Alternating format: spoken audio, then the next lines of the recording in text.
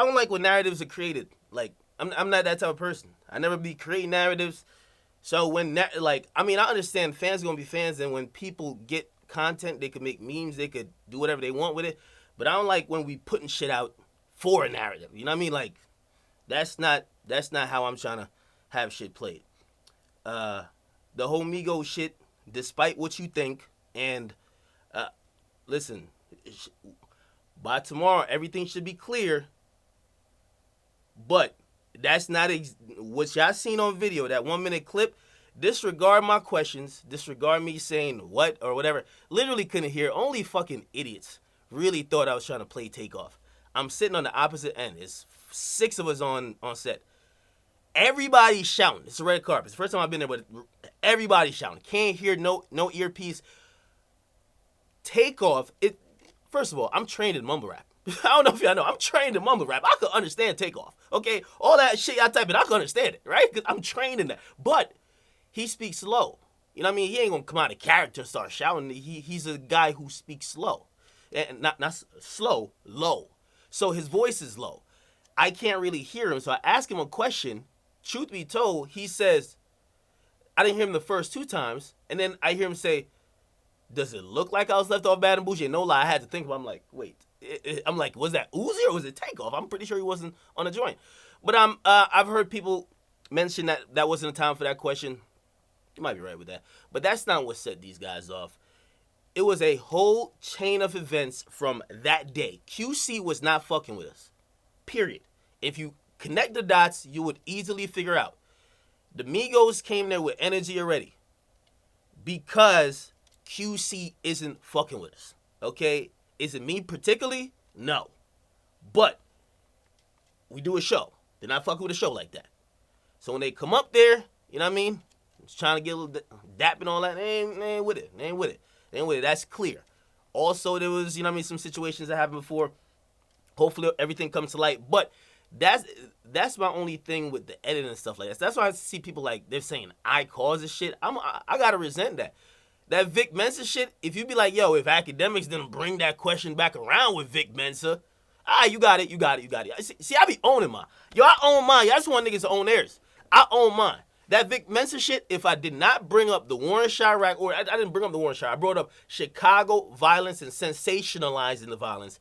If I didn't bring that up, it probably just would have been a really awkward interview. It probably just would have been like, yo, this guy just looked real, like, spaced out. Like, you know what I mean? But that's what kind of sent him over there. I get it. This shit with the Migos, they were looking for a reason. The questions didn't bother them. As soon as they see the mic drop, they're like, all right, niggas trying to disrespect. What's up? We've been looking for a reason. That's just what it is. That's just what it is. We ain't got to do the math on that. Yachty's down with QC. Yachty, I've been posting to Instagram. Ain't nothing like secretive. Like, Yachty, QC in general, they don't fuck with how Yachty sometimes is brought up on the show. They don't like that. Okay? Y'all seen the same situation with Soulja Boy and Sean Kingston when Soulja Boy had problems with Yachty. Migos inherited it. That's how they rock. They roll like a family. You get me? So you can't offend or think you got issues with one and then you think you're going to be cool with the other. It don't happen like that. What Soulja Boy say? Soulja Boy say he was trying to kick it with Quavo, and Quavo said, nah, nigga, we can't fake kick it. You ain't going to diss my man Yachty and fake it? Nah, we can't do that, nigga. So, I mean, instantly, I did the math off that. I'm like, okay, I see what's up. So, when I see the footage go out and I see people just, and the crazy thing, I was watching the whole thing where I was expecting, I'm like, all right, you know what? Niggas is making up their minds off like a minute clip. Once the niggas see the whole shit, like, they gonna get it. Like, you gonna see this tension.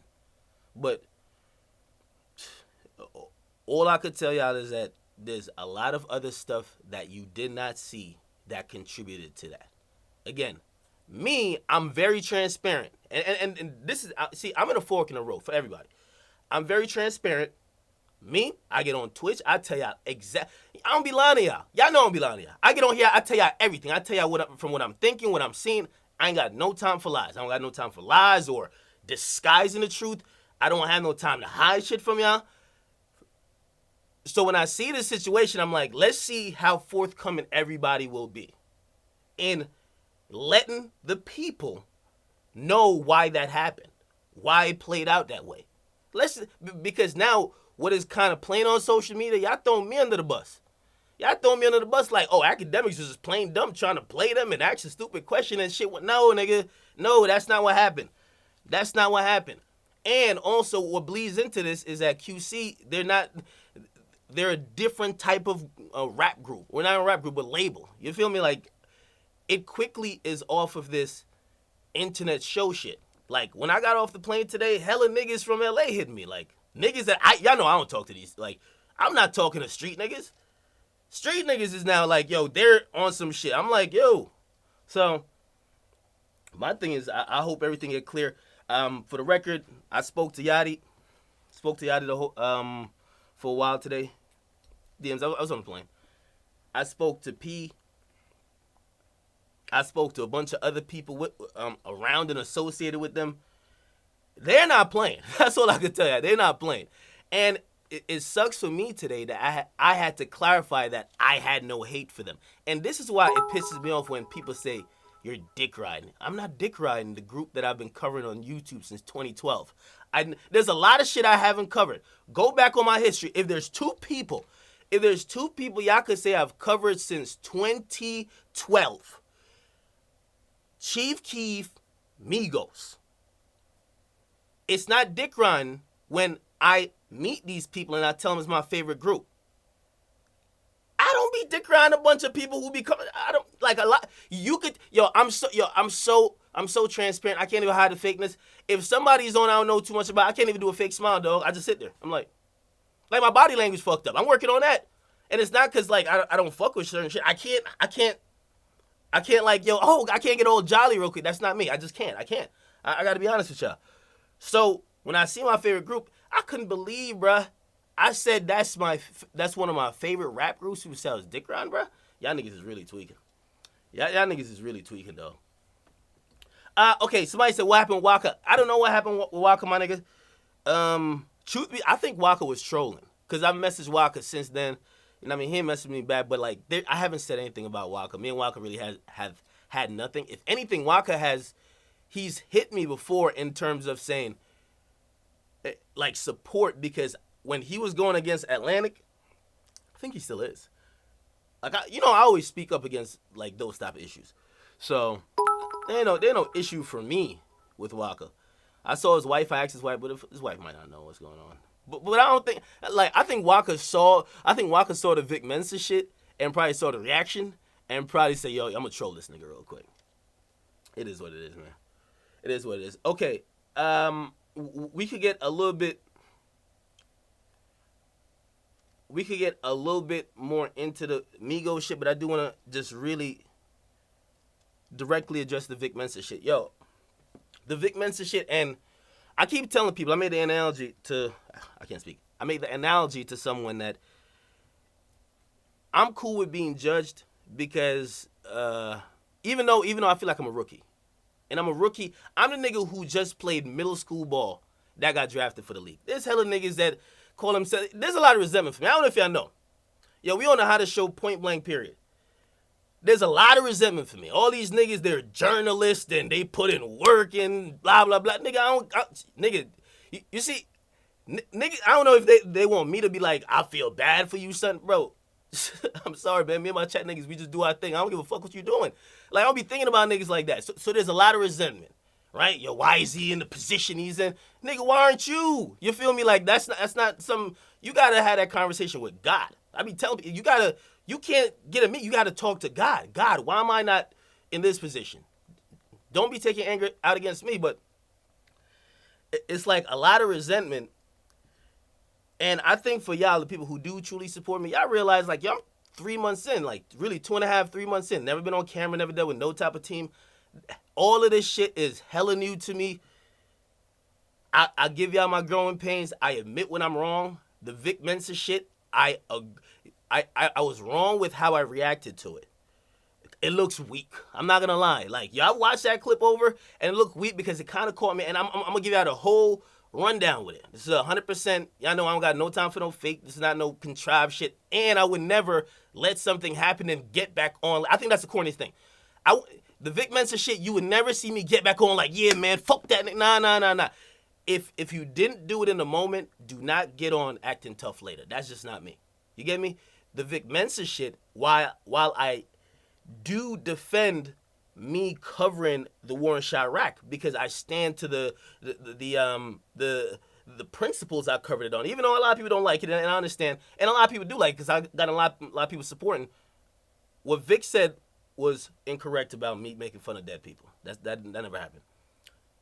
I did make fun of all the people doing crime. Now, I in making fun of them, a lot of people felt like I was speaking from a place of non-experience, and I understand that. That's a legitimate point. I don't live there with y'all. I'm not going through it, so maybe to judge those people, even though I think if you somebody who chooses to pick up a gun and kill another black man or kill another person, period, I don't think I need to live in that same environment to be able to say you're not a good human being. You feel me? But it is what it is. But what I do feel like I handled wrong is that I allowed a precedent to be kind of made when a nigga comes to my show, right? Okay, I asked a Chicago question. It's like, yo, you a bitch, I want to slap you, blah, blah, blah. And I was just kind of sit, because the whole time I'm thinking, what video is he talking about? I'm like, I've done a lot of videos. And then the second of all, I was like, let me remain professional. So he's like, yo, he said, yo, you a bitch, and dead ass. Like, I think it was instinctual. A lot of people were like, yo, how do you respond to that by saying, in what sense? You know what I mean? I was really trying to have a conversation, but I'm getting better at realizing this is rap. Niggas, some niggas ain't there for a conversation. Me, I show up for the conversation. So I'm thinking, you come up here, we about to talk. That nigga wasn't trying to talk, period. Like, he came up there. It was weird how shit happened, because when he came in the building, dapped me up, asked me, yo, where the bathroom at? I'm like, yeah, bathroom over there, blah, blah. He goes there, kicks it for like 5 minutes. He comes back. We walking onto the joint. Now, I don't know his temperament like that. I do know his history because I watch all these niggas. I study niggas. And I told him, I was like, yo, when he was asking where he sit, I said, well, this is how it goes. Depending on who you like least, you sit next to the other person. So if you like me less than you like him, you sit over there. If you like him less than you like me, sit next to me. He sits next to me. I'm thinking everything cool. I kid you not. But once the joint started, man, he had this very wide-eyed look, very wide-eyed look, and I was like, I don't know what that is exactly. But anyway, again, I take responsibility for how I handled the situation in the moment. I don't think it was an accurate representation of how I would like to be handling those moments. There's other stuff, and with all these things, and that's why, as much as I could let y'all in, even though I all the way can't, I just kind of want to give you the mentality of most shit. We in LA, we not in New York no more. We not moving around like how we should. That's all I can say. When you in another man's, and of course that's not his hometown, but when you in a foreign land, all that type of stuff, you seen what it is. Me, I'm not gonna escalate a problem that I don't think we could handle. So I'm like, let me de-escalate it. But of course, having them call me a bitch and blah blah, especially on my show, like real talk. This is me. I don't want to talk to none of these niggas. Period. I don't want to talk to none of these niggas. They throwing niggas at us. I won't talk to them. I really don't. I really don't want to talk to none of these people. But it just, there's other powers that be that have these people coming in. That's all I can tell y'all. I don't want to talk to Vic Mensa. And this is not even know this shit. Vic Mensa is on like a press run. After he did our show, his next 3 stops was him talking about him and me. I'm sorry. Not one lick of music. It just is what it is. I really don't want to talk to these niggas, but it is what it is. The whole thing isn't really regrettable for me, nor is it like I don't feel that bad about it because I usually stay in character. You're never gonna see me on camera acting out of character. That's one thing I always promise myself, ever. You won't see me on camera acting out of myself. And I've remained so thus far with the Wale shit, with the Vic Mensa shit. Even though I'm telling y'all, I admit the Vic Mensa shit had me looking real crazy. But it also leads to this Migos shit because let me give y'all a comparison. Imagine we had did that Vic Mensa shit, and for some reason I'm like, yo, I don't want nobody to know that Vic came in here and called me a bitch, or Vic came in here and violated me, pause, in any type of way. And y'all seen the joint without that. If y'all seen it without that, I think that's weak. That's whack. You know what I mean? Even if, like, you know what I mean? I give it and I take it too. Pause. Hella pause. I say what I want about artists and people all the time. If they happen to come up, get your shit off. Get your piece off. You know what I mean? Like, as long as we're not getting violent and nothing like that, get your piece off. Now, you see, he was crossing that line with threatening violence. You feel me? So that's the only way I'm like, I should probably dealt with that a little bit better. Because it's one thing if he came up and he's saying whatever. When a nigga come up to you and he's threatening violence now you got to be like, all right, at what point do we either cut this shit or we go somewhere else with it? But that's pretty much all on that. I mean, y'all could ask questions, I'll answer it. The Migos shit, y'all know I always fuck with the Migos, I always supported the Migos. Their whole shit was issues they had not with me. And that's just all I can say right now. I would love to give y'all the whole joint, but I've spoke to a lot of people. Y'all should get the full story in due time. If y'all don't get the full story and the full context, I'm gonna be so disappointed because I don't fool fans. I don't create fake narratives. I don't fool fans, nor do I make shit up. Those are the three. That's the definition of fake news to me. So at first, you know what I mean? I don't mind a little promo clip. All right, promo clip dope. But I'm like, all right. Every time I see a promo clip, and by the way, a lot of these promo clips have me looking crazy. Like, you know what I mean? No context to it. I'm just saying, what? Like, the promo clip look like I'm playing a nigga. It's not happening. So I had to clear that up instantly. But I always say once people see the whole joint, they'll get the context, they'll realize what's going on.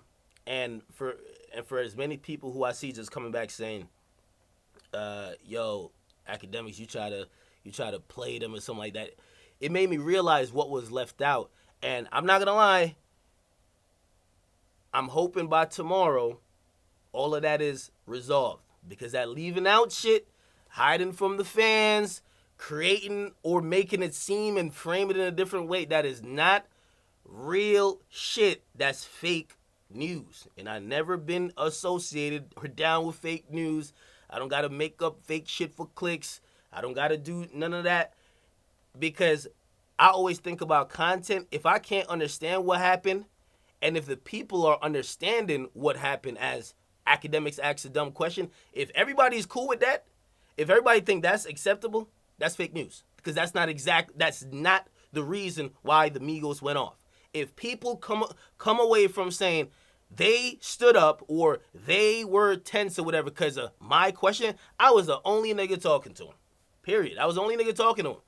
And CONVO was responding. You get me?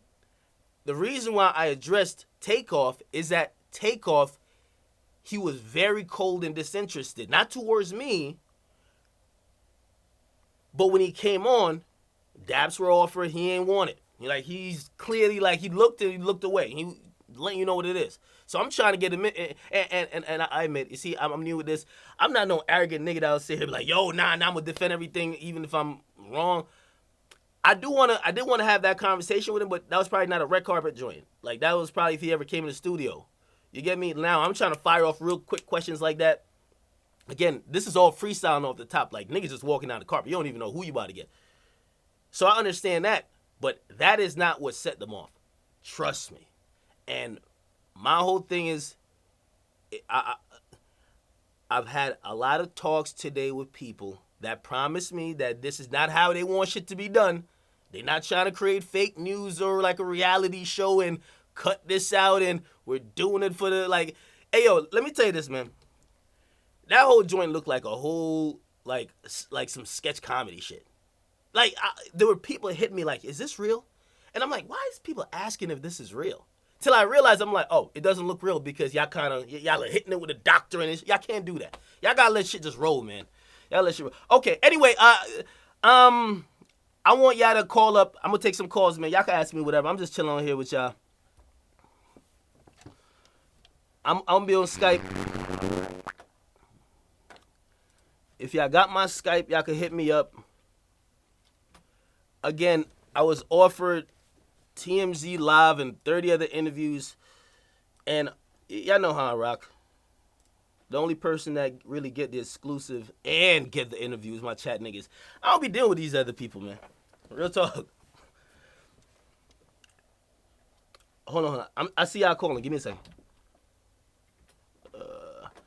And please, keep y'all questions concise. Y'all can ask me about whatever. Yo! Boom, what up, my nigga? Boom. Alright. Boom tweaking. Let me answer this. Todd! Todd, what up, nigga? Todd. Hello? What's good, my nigga? Yo, what's up? I'm chilling, bro. Yo, it's been a minute. It has been a minute. Hey, I apologize to everybody. I didn't get to stream Easy Breezy Beautiful Thugger Girls. Did not get to do a stream party for DJ Khaled. Great for that album. Y'all know every Thursday we do our little streaming parties for the releases, but I've been running around. What's up with you though? I wanted to talk about you. Like, What up? I know this is all new to you and shit. Like, how, like, your weekend in LA and shit. Like, how was it? Like, Yeah. were you nervous? Like, cause I know you when you do your content, you kind of anger a lot of people. Like, were you nervous and shit? Like, did you have security on you? Man, well, y'all know I move low. I'm not the guy who goes around like demanding a lot of attention. Truth be told, being in LA kind of awoke me to the fact that more people know about me than I think. Like, even I went to the mall. Like niggas quickly realized who I was. Like, I'd be out here in like Jersey and shit. Anyway, like I move around real nice. Like niggas, it'd be like, yo, who the fuck is that? You know what I mean? But since everybody was out for the awards show, there's a lot of niggas, man. A lot of people in hip hop too. It did affect how I move around because I don't really move. I don't want to say I don't move like Safari, but I try to pick out when and where I go certain places. You know what I mean? So Nah, I went clubbing and shit like that. But nigga, I'm not going to the Meek Mill after party. Like, no, I'm straight. You know what I mean? But I went out. It was a good time. Was I nervous and nothing out there? yeah, for your first time. Not really, because I'm kind of low with it. But if I had to choose again, and the next time I go to LA, I've learned an important lesson. Here's a lesson I learned: never put your safety, and never think somebody else or another entity has you really in mind. Like, if I'm going out there again, if I ain't going with at least 5 people, I'm straight, nigga. I'm straight up. You know what I mean? I ain't going out there. I feel like I was out there dolo, to keep it trill. So, never again. Never again. You feel me? I'm glad I'm back on the East, but never a motherfucking again, bro. Yeah, like a lot of shit's like changing for you. I know it's like, you got your new show and shit. Your brand is growing, and it's like, whatever you say, like, yo, I woke up this morning, yo, you and Joe were like trending like crazy. I saw like 22,000 tweets on shit. Yeah. Like, that's a big deal. Like, as the years go by and shit, your name is gonna get bigger, and like, more shit. People are gonna try to hate on you. Like, people. I mean, you already know this. Like, when it comes to the industry, it doesn't matter what you say, but when they get that one entertaining clip, they'll run with it and make a meme out of it. So I mean, it comes with the territory, you know. Yeah, I mean, I'm not shocked at that. Not shocked at that. You know what I mean? My thing is, I despite what y'all think, the stuff I say, I don't want to be beefing with niggas I don't have problem with. You feel me? Like, don't create no shit. I create a lot of shit for myself. Said a lot of shit. Don't doctor no shit up to make me look crazy. Please, please. My thing is just let it go raw, pause, and just let the people decide. I know I have a lot of supporters. Truth be told, I don't think none of these niggas got more supporters than me. Like, my chat niggas, we heavy out here. Now, I know there's a lot of haters, but I don't pay attention to that. And it's because of how supportive y'all are. Y'all give me so much support. When I do see a hate comment, I'll be like, yo, what the fuck is this? How'd this get here? You know what I mean? So it comes with the territory. I was talking to X last night, and I was telling him the same thing. Because he getting, like, of course, he's on a way different level, but the hate that comes with his brand growing gets to him or is getting to him. You know what I mean? Like, he don't like how people always seeing the negative in him. For example, people are seeing the negative in me. I've seen people, they're running with some stories like academics don't like black women. I'm like, what are you talking about? But you know what? That's the narrative they want to go with. Yeah, Now, because I've addressed whatever it does to benefit them, they're gonna use your name. Exactly. Because you're bigger. You know So what I'm saying? I've addressed that twice already. I clarified the attempted joke I was trying to make. I was like, the joke wasn't against black women. I was really trying to say ugly chicks are attracted to me. Niggas The don't dark give a skinned ones. They I don't didn't give say a fuck. dark skinned chicks are ugly. But They did people remember they did the same thing with Kodak today. Nah. He didn't say Whoa, he didn't say he hold didn't up like now. black women. He said he didn't like dark skinned women. Nah. And then people just ran with it. No. Kodak, what Kodak said and what I said is different. Kodak said he doesn't like dark skinned women, right? Yeah. When you say that, people could assume you might be on some other shit. I never said I don't like dark skinned women. No, I know that. Hold on, I said the chicks attracted to me are ugly chicks that happen to be dark skinned. What I was trying to say is that the opposite of what your preference is, which is true for everybody. What type of chick do you like? I mean, I don't mind as long as Come on, it's stop like lying, nigga. What's your preference in women, bro? I mean, I prefer. You like fat bitches? I prefer no. Okay. I Do prefer, you like skinny chicks? I prefer brown skin women or light skin. Okay. I'm not really into dark skin women. Yeah, I don't want to even stay on complexion, but what I'm saying is, whatever your preference is, a lot of times this is just how life is. The people who are attracted to you is usually the opposite. That's just how it is. But they try to take that and twist it. I mean, that shit don't really get me bent out of shape because I understand once you hit that level, they're gonna bring your name in the mud. So the only thing I be looking at is like some of these little media organizations, which they all suckers straight up. I ain't gonna lie to you. They try to play me on the low, but then they be trying to they be dick sucking and trying to play me. It's like a weird joint. They'll hit me, yo, post this, yo, hey, could you tag us with this? And then on the low, I look at their little joint, hella like shaded. I be like, I don't really give a fuck about him though, but it's all good. Nah, bro. I saw what you call it was trying to put was getting at you too. Chevy Woods in your mentions. I saw that shit. Bro, I don't know who I Chevy don't Woods like is. that shit. I gotta keep it 100 with you. I don't know who Chevy Woods is. Someone said he's down with Taylor Wiz Gang? Khalifa. Okay, again, and you see people like that, I'll forgive because he might have made that comment off of that clip. That's why I be telling you about editing. When niggas seen a clip that looked like I may have incited these guys, and I promise y'all, I'm telling y'all, I hope everybody keeps it 100 tomorrow. That situation with the Migos is really, and I ain't mincing words, that is not a show type shit. It's boiling over into street shit. So when that it's not like that. It's not like that. Don't be thinking that it's simple as a fucking comment. They're on some other shit. As I said, I got off the plane today. Niggas is hitting me, talking about all type of stuff. Niggas talking street shit with me because QC really feels offended. Now they're not talking it aggressively at me, but they want to know like, yo, are you against us or not? That's how they on. To tell y'all the dude, full like, truth. You know, So I've noticed too, like. so wait. So that's why I hate an edit. You feel me? If I'm not going against these niggas and I know how they get down, nigga, don't be framing shit like I'm playing these niggas or I'm going against them. These niggas ready to ride on some street shit. Okay? Don't put me in no shit that I haven't signed up for. If I didn't like them, whatever. No, here's the thing. Yo, last question, my dude, because I gotta answer like 20 more calls. Oh, yeah. Okay, my fault. I just wanted to finish, right? Mm-hmm.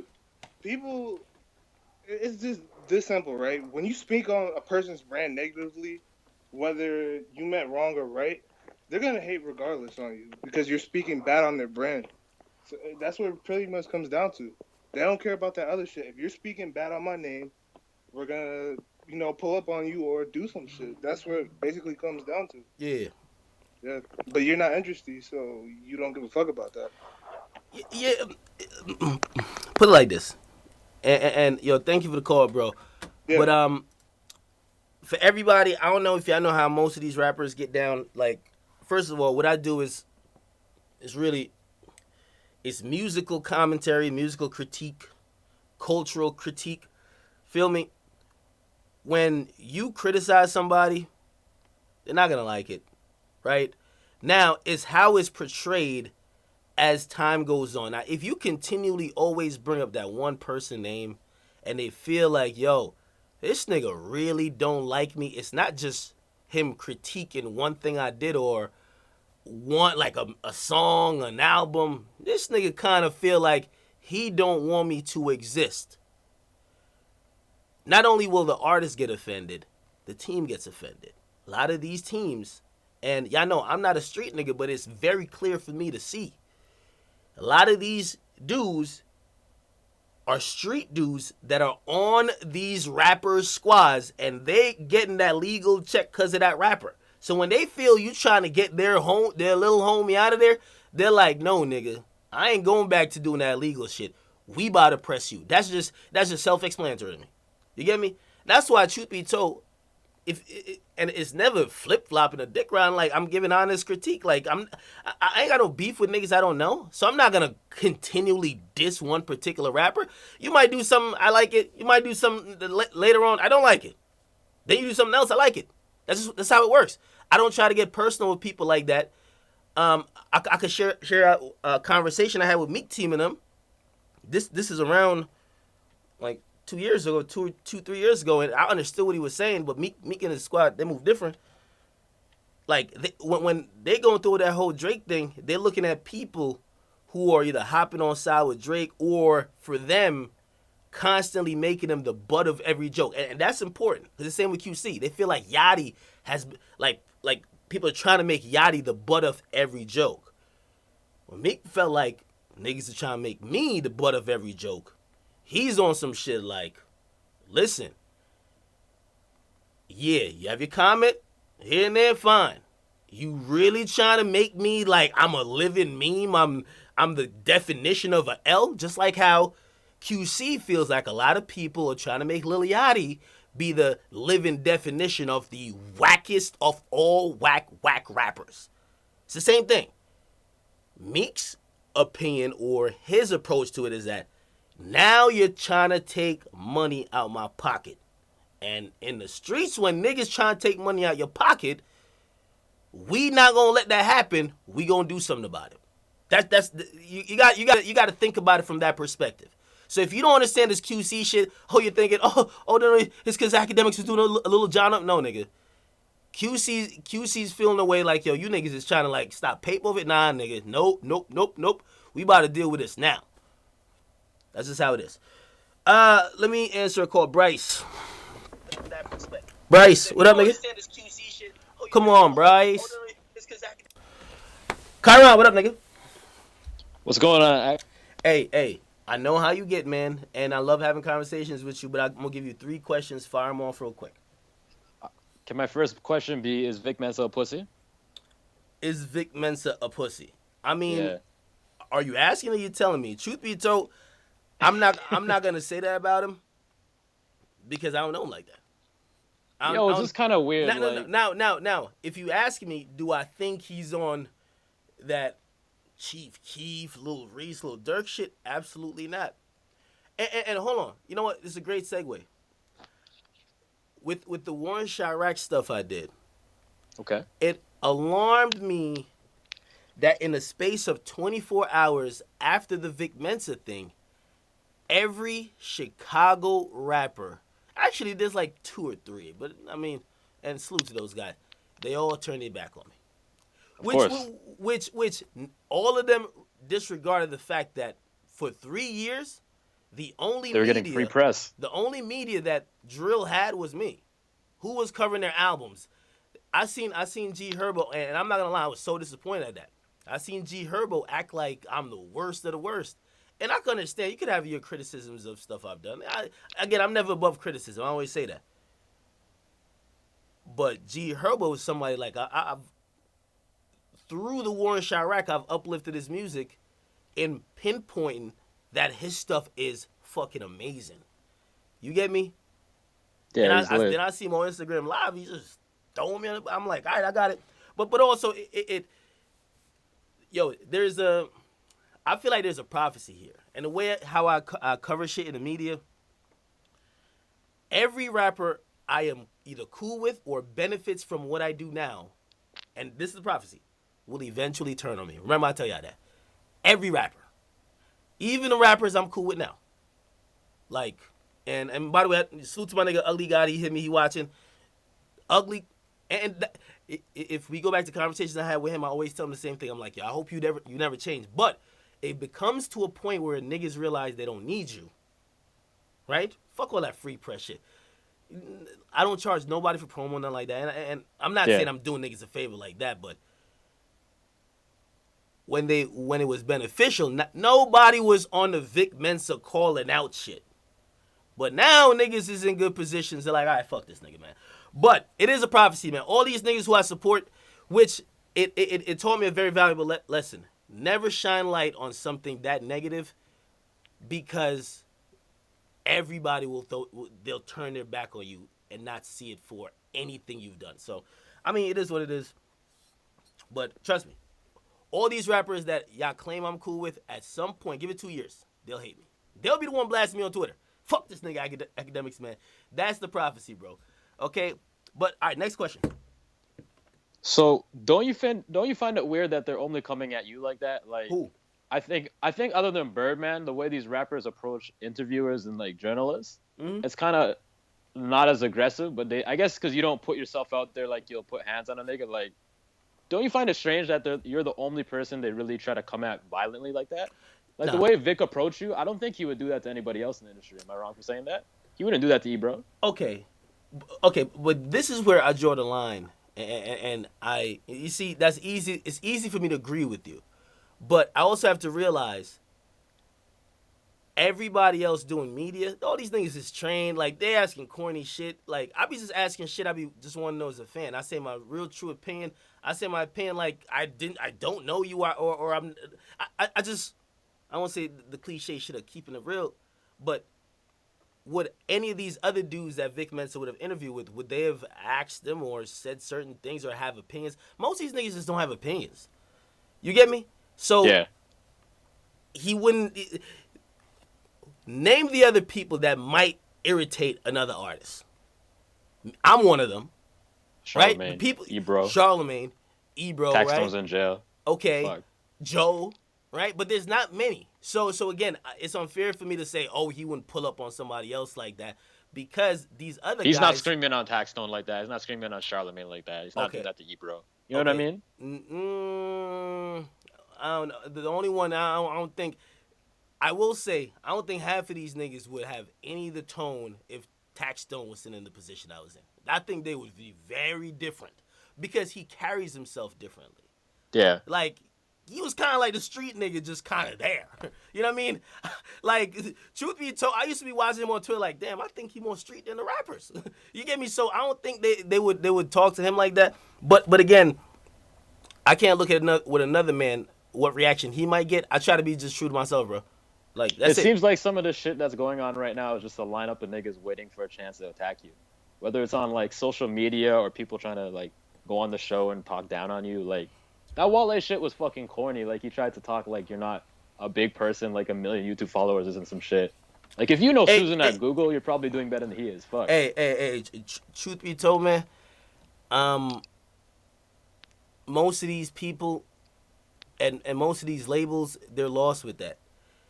They all look, they see, I don't want to be getting into it because this is when people hit me like, yo, you shouldn't be.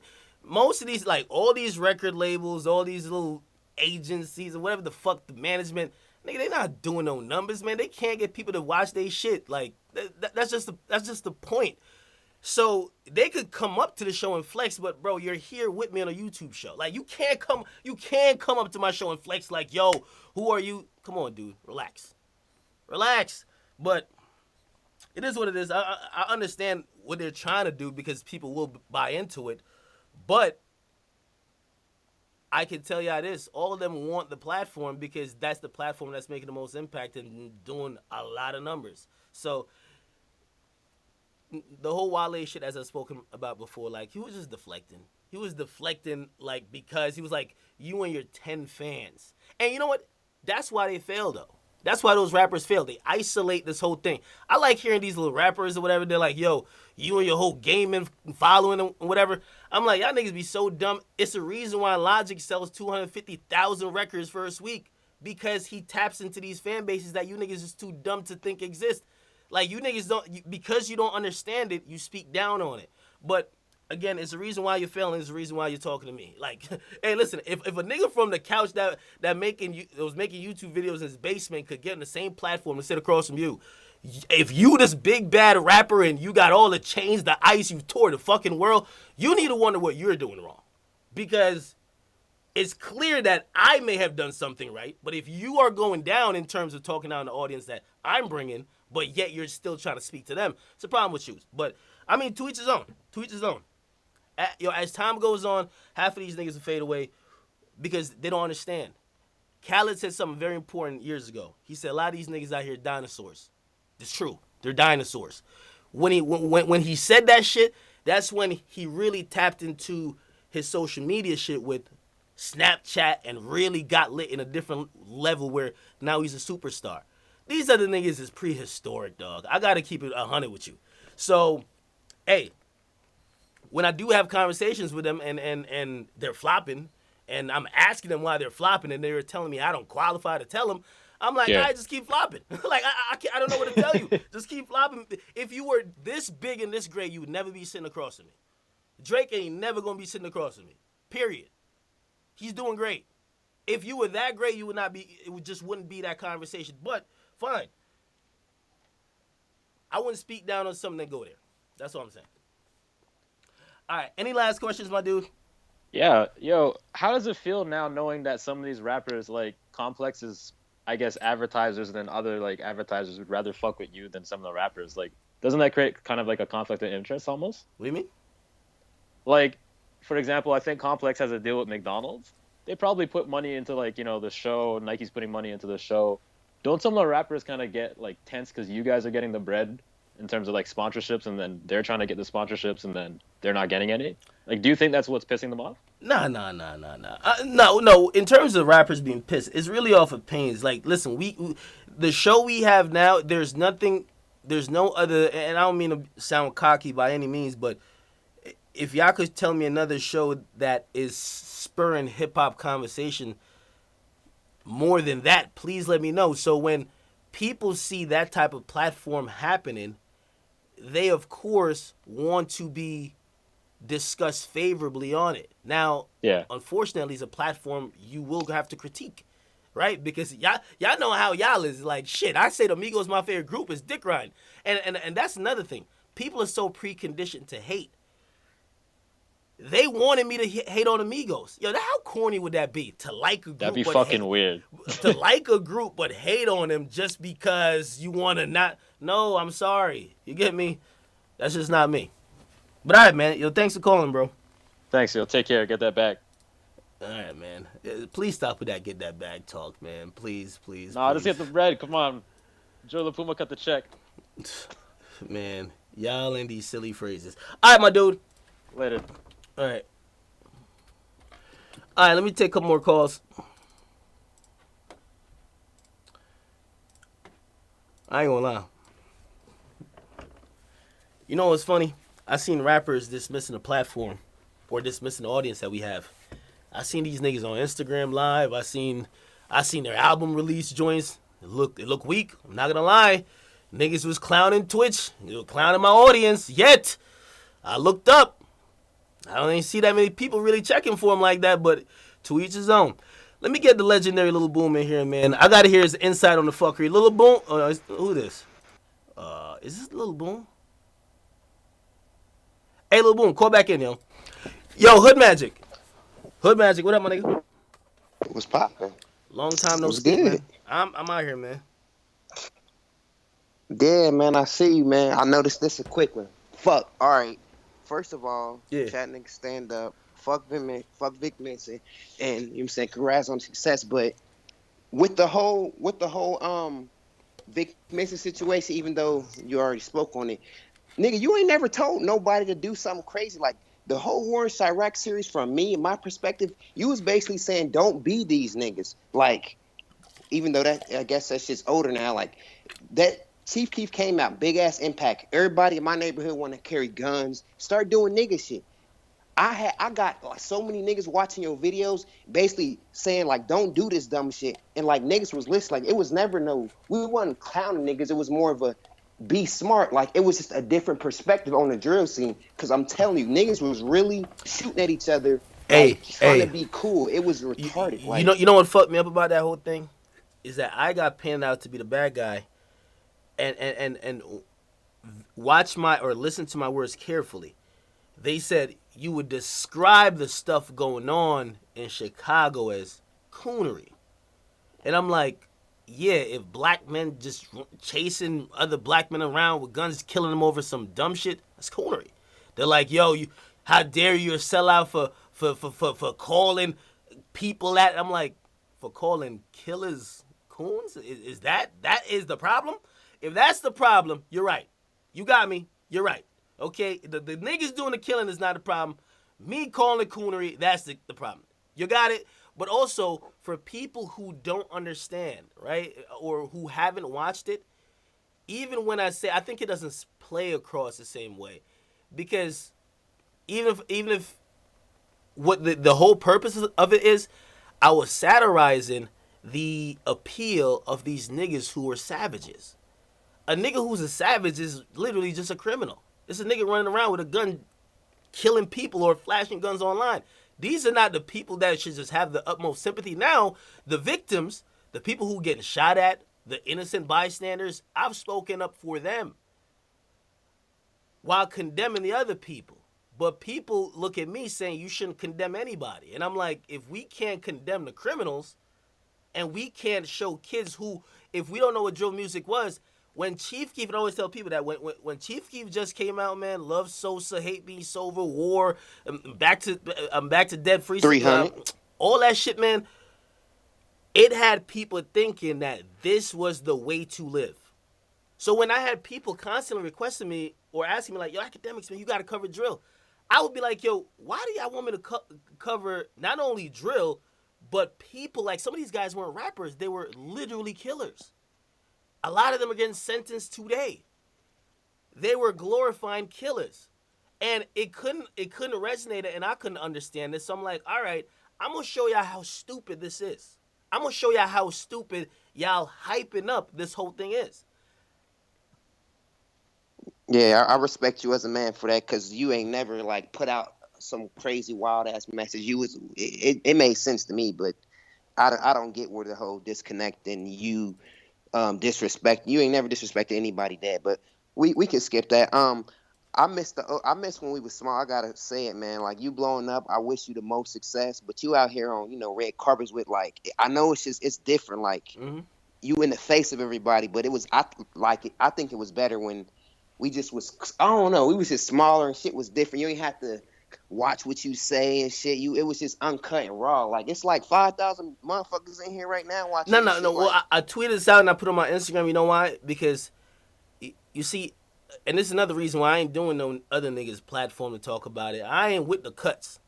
I'm putting this whole stream up, fully unedited. You see what a nigga be like, oh, we don't... Listen, everything can be... You can't deal with every issue in a hot take. I can't give a hot take to explain the Migos shit. I can't give a hot take to explain the whole shit with Vic Mensa. There's conversation that needs to be had. So the only platform I could guarantee that's not going to edit it, not going to try to clickbait it, that's not gonna make it look certain type of way, or try to take my words out of context for a narrative they want to create for clicks or some other shit, I gotta do it. So I gotta use my platform and I gotta put that out to the world, because I'm seeing everything else. That whole SZA thing. And by the way, I was hoping to see SZA on the red carpet. I did. I would have hoped she'd stop by. I wanted her to. I wanted to have that conversation face to face with her, because I felt I was taken a little bit out of context. However, I definitely understood why she was offended. And I wanted to reconcile that with her. And with me, I'm not the guy. I'm not the arrogant dude that be like, yo, let's do it on camera. Fine, please come up here. Let me say my piece to your face on camera, and let's get that. If there's a reconciliation to be had, let's have that. But when like that whole clip, they chopped up pieces of it and they ran stories with it. You get me? And it's crazy, and that's why I was even getting mad at like a lot of people who support me, because there's certain pages that support me. They will chop certain things. Yo, how could y'all know how much I sit here and I joke with y'all? I stream for like 6 hours at a time. How could y'all chop out a piece and act like I'm saying something that I don't like dark-skinned women? Like, to me, that was blasphemous, and that's when I was realizing. I realized the power of the media, even though I've been media. You get me? The media, when they get a story, they can report it for what it is, but it usually is not sexy enough. You gotta use a filter or a lens to look at one particular thing and blow that up. That's just how it is. And I've seen it being done to other people. I've seen it being done to Troy Ave. Listen, I don't know Troy Ave, but when I seen Troy Ave do the whole interview and the whole thing, like they used the lens that everybody saw him through was, oh, he said he's Nupac. I'm like, wait, did we all just go past the part where he said he was shot, his man just died, and like he's defending his life? Nobody gives a fuck about that. So I realized the media has that power. It's never been done to me because I was media. But now I'm media, and also the light of the other media shut up on me. And I realized at their discretion, I could be seeing it in different lights. So all I do is like, all right, I boss up on y'all. All y'all platforms ain't fucking with mine. If y'all gonna be doing what y'all doing, y'all little platforms, I'm gonna put it out on my platforms unedited, and I'm gonna tell y'all what it is. Fuck it. Okay? If y'all gonna twist the story and do this and do that, I'm gonna just put on all my platforms, everything I've built up over the last 5 years, I'm gonna put it out there, and I'm gonna put it out there unedited, and I'm gonna put it out there in a way that even if people don't agree with me, fuck it. Let it happen, but not on that twisting and just taking little bits and shit like that. Fuck that, man. That shit not cool. And also, I will tell you this, it's made me have more responsibility as media, because seeing how people could be portrayed just by twisting information, now I'm more cautious, and I don't want another nigga to feel that. You get me? Like before, I never really understood, like, okay, not that I ever really even did that, but like I've seen people be mad at the media, and I'm like, yo, a lot of times I usually say if you don't put it out there, it's not there. But then there's a lot of context to that. There's a lot of nuances where if the media highlights this one piece, or they only focus on this, or they take this out of context, you gonna look crazy. So I'm gonna just use my platforms, and that's why I resent anybody even talking down on my stream. Anybody that don't fuck with my stream, I do not fuck with you. I don't do. They hit me for every interview. No, I'm not doing your interviews. Period. I'm only doing my stream. I give you no clickbait. I'm not, because I don't speak in clickbait on my stream. When I'm speaking to my chat niggas, I don't speak in clickbait. I speak from the heart. If I'm making a joke, I'm making a joke, but I speak from the heart. I'm not here to give hot takes and get you some shit. That's not how we rocking. That's not how we rocking. And it's acceptable for a nigga that don't got a platform, that can't just voice it out to everybody. But truth be told, I feel very comfortable in the platform I built up. If I need to get something out, I don't need to go to another nigga shit. Why do I need to go to your shit that you could put your little spin on what I'm saying? No, nigga, I got my own shit. I'll do it. That's it. All right, man. Yo, one more question, bro. I got school in the morning. I'm gonna let you go. But I just wanted to comment. That was funny. School? I heard you. Yeah, man. It's a community college shit like that. But I heard you. You asked Slim Jimmy for some hoes, and that nigga Famous Dex funny as fuck on the phone with you, picking up bitches like turn around. That bitch bad. Like these rich niggas got it. Like I'm trying to pull up on some. By the way, and I know I did say like all Chicago rappers like really. Well, a lot of them, you know what I mean? Like G Herbo, it was very disappointing to me because I feel like I've supported him a lot. I felt like, and even you see me, I started stream by bumping Chief Keef. Nigga, I'm not ashamed, or I will never be ashamed of saying drill music is one of my favorite genres of music. Now, its effects and all that, we could talk about that, but I'm not the person that kind of, okay, now we have a spotlight, forget all that. When we spoke about underrated rappers, G Herbo was one of the first names I brought up. When we talked about mixtapes that could be classic, I said Ballin' Like I'm Kobe. Because I really believe that. So it was a little bit I was a little bit shocked when I seen G Herbo say, I'm like, damn, that's that's how you feel. But I will say this: salute to Famous Dex. Famous Dex has been, he's like, we've talked a lot. Very cool. I should have linked up with him in not Chicago, but L.A. But he was moving around touring and shit like that, and I was moving around doing some shit. But eventually, hopefully, we'll get that done. All right, man. Yeah, that's cool. I'm out of here, bro. All right, man. Chat niggas, stand up. We in this bitch. All right, bet, man. All right. All right, man. I'm just taking calls with y'all. Y'all know how we do. Is this Waysky? Yo, Boom, you got a call too. Yo, Waysky, what up, man? Yo. What's good, man? You hear me? Yeah. Can you hear me? Yep. My nigga, why do you have a pistol in your avatar, man? Oh, you know, I gotta stay protected in the streets, man. You know how that go.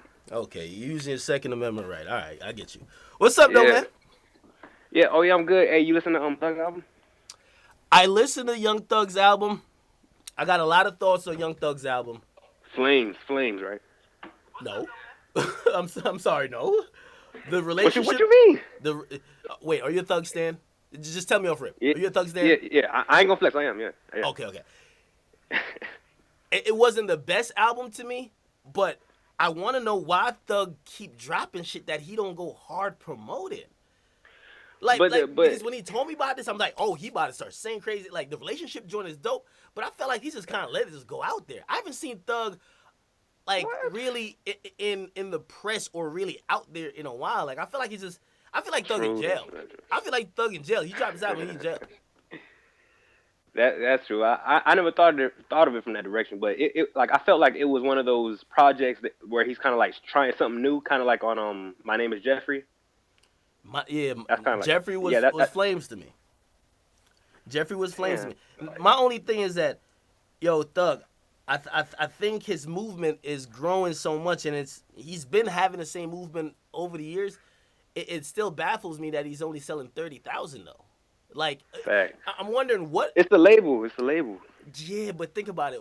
There needs to be something that takes him from the level of selling 30,000. Remember, the Migos used to sell that, and bring him to the level where he's selling like 120. That's where the Migos went to after like Bad and Bougie and T-Shirt and shit. That's what they did with Culture.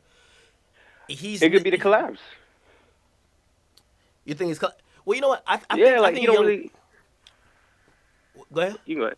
Like he don't really like collab with like a lot of mainstream artists like that. Like like the Migos be like they'll collab with like everybody. You know what I'm saying? Like Uzi and all that. Like Thug only collab with like Trouble. You know what I'm saying? Like his homies type of thing. Trouble is fire though. Hey, I agree with you with all that, but I feel like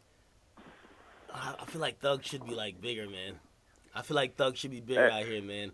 And I feel like Thug is tremendously talented. 30K, I don't know, man. I don't know. But I do think maybe his brand has turned so many people off. When he came in the game, dissing Wayne, some of the antics he does, the dresses and stuff, even though it brings attention to him, it might turn people off from him. He got a loyal fan base. I believe he could drop anything and always sell. He could drop an album per week and sell 30,000 every week. But it's for him to get really that mainstream love, which... You have to admit he doesn't have yet, because Lyric Cohen admitted at his release party saying, yo, we're trying to change his name from Young Thug to Jeffrey. Because, come on, does a corporation want to fuck with Young Thug? Like, just the name, Young Thug. You get me? So. You're right. But so moving on, like I was upset that he I thought he was gonna perform at the BT or something, and I was hurt. But moving on, like the thing with like Vic Mensa on the show, like after y'all went off air, did y'all like squash it, or did y'all talk, or like how that work out? Nah, like he walked out. Did he walk out like that? Well, I mean, bro, I don't know what it is, man. Like we didn't have no more conversation. He again, and with this whole squashing shit, I'm realizing with this being hip hop, you see. The show is kind of like First Take. Right. Stephen A. could criticize Kevin Durant, and it's a possibility Kevin Durant might come up there and have that conversation with him. And they'll probably get to some type of agreement, even if they disagree, and they'll move on. Hip-hop is not really like that. Critique and hip-hop don't really mesh. But at the same time, like what was you thinking? Like the other dudes said, like, I'm pretty sure you know he wouldn't like say Joe said that or something. Like he wouldn't have talked to nobody else crazy like that. Like you don't be thinking like, man, this nigga kind of flexing right now. Like he know I ain't really gonna do it or whatever. Like really about it like that. Like you don't be thinking stuff like that. I mean, yeah, but again, you see me. I was telling someone, I was like, I would have reacted to that situation differently if we were in a different environment and I knew we were moving a different way. Let me give y'all the context. A nigga comes up and we at some different place. There ain't no security like that. Ain't no security period, nigga. No metal attack. You don't know what a nigga got with him. Yeah. Okay? Nigga comes in, got his hand in his pocket the whole time. Looking straight, just dissing as a motherfucker, right? He got a couple people with him out. It wasn't like, I ain't gonna do the safari and be like, yeah, 20 was 20 niggas. But, like, I'm thinking, should I say something and escalate it? In one sense, I'm like, shit. If this was a real, like, even when it was like, yo, this is if we weren't in a secure location, I'm like, this is not no secure place. I'm like, really, if we're in a place where I knew like y'all wouldn't pull a Migos on me or like a Meek and try to jump me, I would probably like, if it's just man to man, I'm never worried about a rapper, never. There's no rapper that's came on, or I think I'll tell you which rappers. If I seen them, I'd be like, you got it, homie. The Game, instantly. Which I love the Game. I love it. Yeah, the Game is like 6'10", dog. He got a whole foot on me. Pause. So, you don't want no problem with it. It's never about the rapper. It's about the entourage and other people. Kodak. Nah, even Kodak. Like, They gonna kidnap your ass, though. Nah, yo. But what I mean is, I'm talking about just physically, man to man. Oh, right? got you. Just that. So okay. I'm never really thinking about them. I'm thinking about everything else. And if we're not moving right, and I incite a situation, you never know. You incite a situation not knowing somebody got them things on them or something else happened. That's what I'm thinking at the moment. Now, if it was a different situation, when he had said like I wanted to have slapped you, it would have probably been like, all right, we're here. Are you gonna slap me? Like because then I'm thinking this is the win-win. This is either going to be great content or it's going to be a hell of a lawsuit. I kid you not. So I'm telling you. So really, and this is the only thing I hate is that like the context is missing from a lot of this shit. Because if it was different, it would be different responses. A lot of times. Mm-hmm. Yeah. So, moving to like the interviews at the award show, like were people just kind of walking up or was it scheduled? Like, did y'all have somebody like reaching out to celebrities, hey, you want to come do a little quick interview kind of thing? Yeah, they did. And by the way, listen, man. I'm not gonna be on here tonight. Y'all know me. I don't be holding emotions because I can't. You know what I mean? Whatever I feel, I gotta vent it. The only people that be riding for me, and I appreciate the support because, like, truthfully, after that Vic Mensa shit, I felt like it was only the fans and the supporters that really had my back. I keep it 100 with you. When I saw how hard y'all went for me, it almost rededicated me in doing everything I was doing. I'm like, damn, this is how much they support me. Because low key, I had for a moment of doubt. I'm like, damn, yo, truth be told, man, yo, you did this whole war in Chirac shit. You also like you do all that, but niggas ain't gonna hold you down. Like they waiting to flip on you. Because I knew the rappers were gonna flip on me. I knew G Herbo was going to get on like, fuck Akademiks. He banned from Chicago. I knew that was going to happen. But I was like, are my supporters and the people who watch me, do they have the content? What? Talk to Chop? What? Have you talked to Chop since then? Have you talked to Chop? Who? Young Chop. Oh, Young Chop? Oh, yeah. Oh, he hit me too. This was a link in Cali. No, truth be told, and Young Chop might be watching. Bro, that's why I ain't even link up, my nigga. You know what I mean? I feel like all the Chicago rappers and people, I've been getting a better relationship with them. Yo, Bibby hit me yesterday. And even I unfollowed Bibby. I fuck with Bibby, but I unfollowed him because I expect the hate from all Chicago rappers now. I realize I can't be thinking I'm supporting shit because I like it, knowing that they don't give a fuck about you that way. But Bibby had hit me yesterday. He was like, "Yo, could you put up this promo for my Free Crack 4 mixtape?" And look, and I'm not gonna lie, What? just because he did. No, but here's the thing. I didn't know he even moved like that. I didn't know he would ask you. Bro, Keith hit me before. Like, yo, like Dave, Yeah. don't be thinking what y'all think. And I know Bibby doesn't seem like that person. So of course I'm gonna show love to Bibby. I love showing love to Bibby and Herb and all those shit. It's just crazy when I see them just shitting on me like that, because I've supported them. But it is what it is. You know what I mean? Like, you live and you learn. I know, and I know a lot of people always wanted me to focus on regions. I'll never focus on any region with music again. I would never to the point where I went that in depth. Never. I don't regret it, but it's a lesson where the same people. There's a lot of I don't even want to. You know what I mean? I don't even want to name drop, but it's funny how these guys flip. Actually, I will name drop. You see, Lil J had a problem with me. He's a Chicago rapper. When he got to jail, because you see, man, I know there's media and then there's these journalistic. I ain't got no journalistic like fucking ethics, bruh. I do what I want, dog. You know what I mean? Yeah. I'll cover you when I want. I'll cover you when I just go off how I feel. He was very critical, or he didn't like when I be like telling him. people that like. So hold on. I'll be telling people that like. Oh no. So wait. So basically, right, I told him, I said, you know what, you got it, though. I ain't going to cover you. I'm like, because I told him way back then, I said, bro, there's 2 outlets that's covered entire drill music. Like, you're gaining all this stuff, and shit, I got critiques of you, you might got critiques of me. But at one point, he just wasn't fucking me. I'm like, fine, I won't cover you. He gets to jail, bro. He goes on this whole tirade that I stopped covering him. Like, yo, Akademiks fake. He blew up and he don't fuck with us no. I'm like, you didn't fuck with me. But whatever. Yeah. Lil J. Hold on. Lil Reese. Lil Reese, I gave a lot of props to. I made Lil Reese, and again, I'm satirizing things. I made Lil Reese seem like the most superhuman goon ever to walk this planet. Ever. Ever. I created, and I don't want to say I created, like I'm just the only person.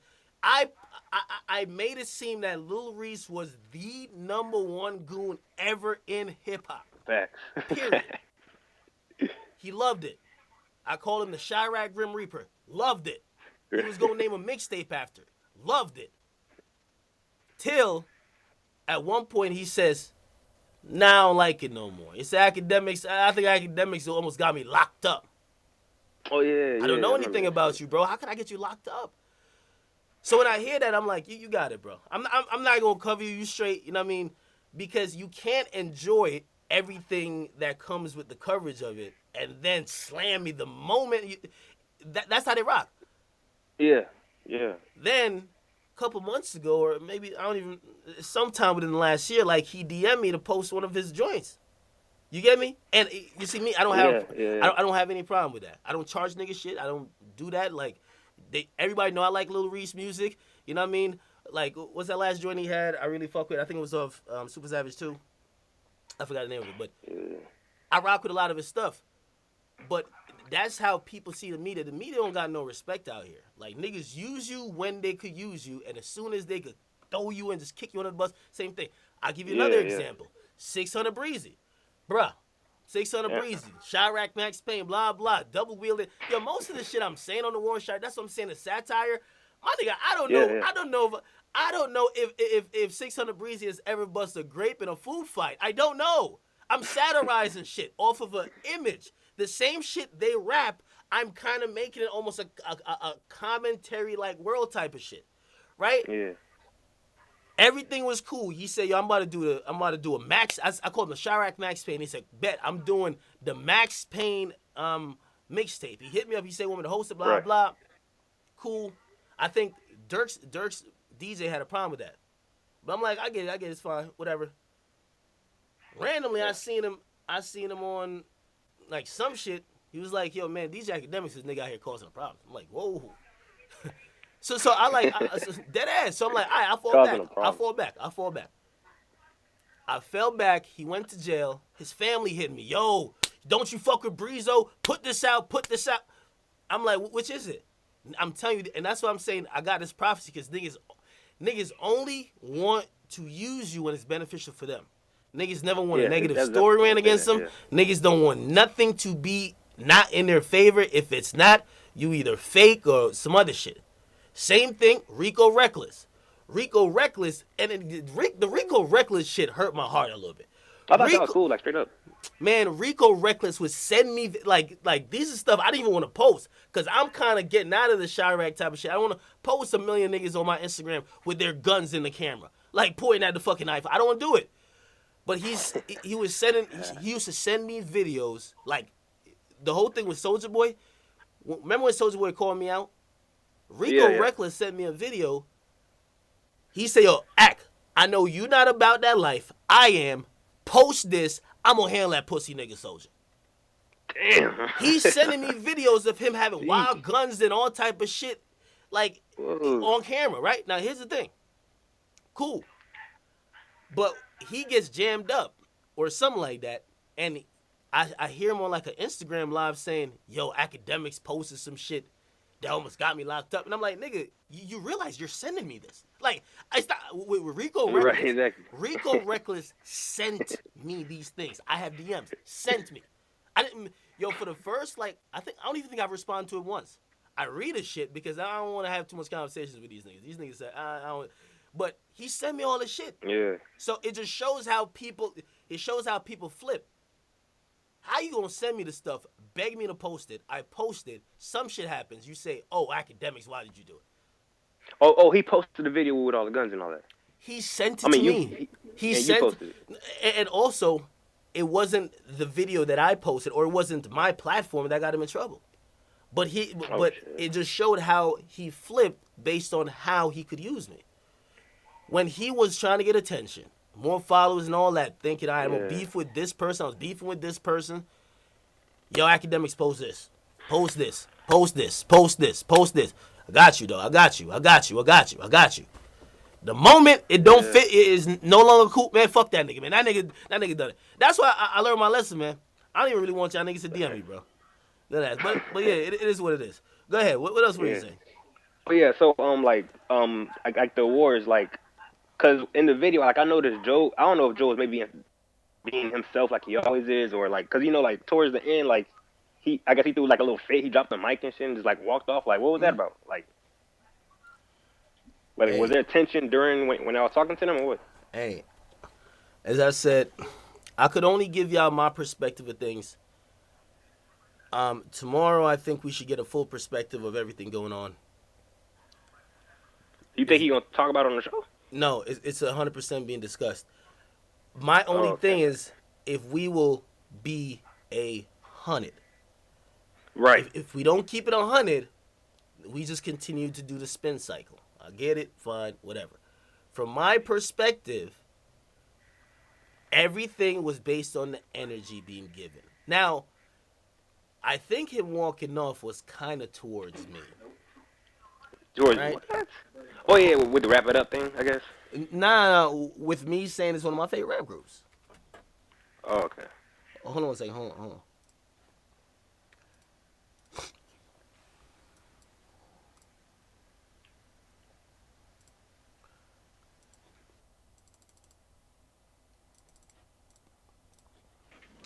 All right, but yeah, that was with one of my the shit with one of my favorite rap groups.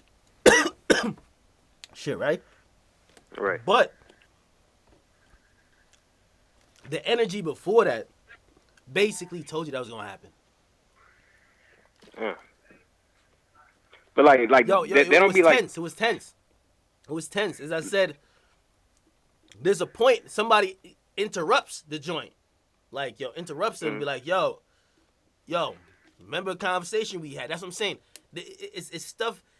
That whole shit to me references shit that's just not on camera, and truth be told, might just not be some show shit.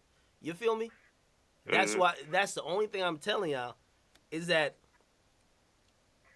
it's not a skit, and also stuff that I don't know what y'all seen. It is really on some other stuff, and to me that affected the outcome. That's if you ask me. I mean, like from our view, like it was like they got disrespected by Joe because he dropped the mic and kind of like walked off during the interview. Yes, that too. But Yeah. let me give you something, right? If you're talking to somebody, Right. it doesn't have to be an interview or nothing like that. And the mans of the guys you're talking to comes over and say, yo, listen, remember we talked about something. You gon' almost like kind of like he's trying to check you on some shit, right? This is live, right? Basically, that happens. Homies and the other homies, which is cool with that guy, they're looking at you like, okay, that's what it is. Yeah. It's already tense. Added to the fact niggas ain't trying to dap nobody up. Truth be told, we probably should have wrapped it earlier. Seeing it was that tense, but it is what it is, man. I think, and even though we might try to either demonize either party, it could have been avoided because I think you gotta maintain a level of decorum or really professionalism. Exactly. To not make them feel like you're disrespectful to them, because the dynamic of how we are, if that happens on the show, that's a funny moment. That's cool. If it's just me and him, it's cool. Like, that's in the dynamic. That's cool. If that happened with, say, Ray Shremmer, they might be cool with that too. Because Ray Shremmer, they are so fucking fun. Oh, by the way, one of the people who I met who haven't met him in person, I'm like, damn, man, this guy's so cool and he's such a great guy. Post Malone. Like, was he? Yeah, he seemed pretty cool. Like when he was talking to y'all, he seemed pretty cool. Yo, we had a drink before because like when we first came in there, like he was by the bar and I went over there and like we were talking. Yo, he is so cool, man. Like he's so cool, and also the reason why I also identify with him, he's when I say he's so cool, he's not the guy trying to be cool. He's just cool in being himself. And I think he's a little bit so seasoned, he don't care. So when a nigga don't care and he's just cool with being himself, and I aspire to be that. You see, I see complaints and criticisms of me every day online.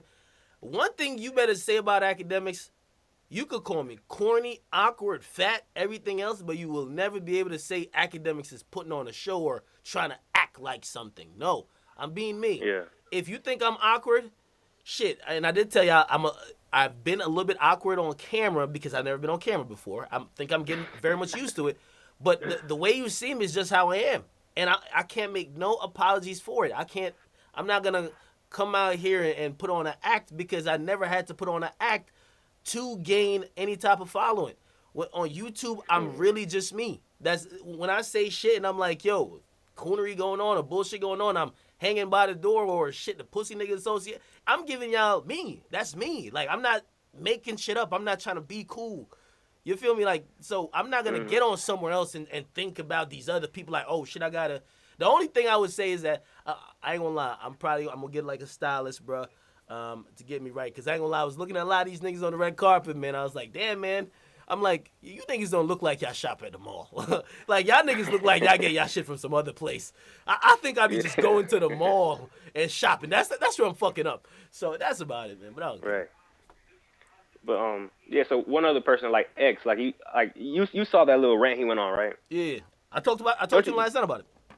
Yeah. Like, don't you think he kind of like a hypocrite though? Like the way, like he'll be saying, oh, I'm trying to uplift the youth and this and that, but one, he be rapping about the opposite, and then second, he was just on like, Snapchat talking about, oh, your homie about to die because he got stabbed and woo, like all that kind of shit. So like don't you think he kind of contradicting himself? Hey, and I told him, I was like, yo, listen, man, you cannot, hold on, wait, give me 1 second, my bad. That's cool.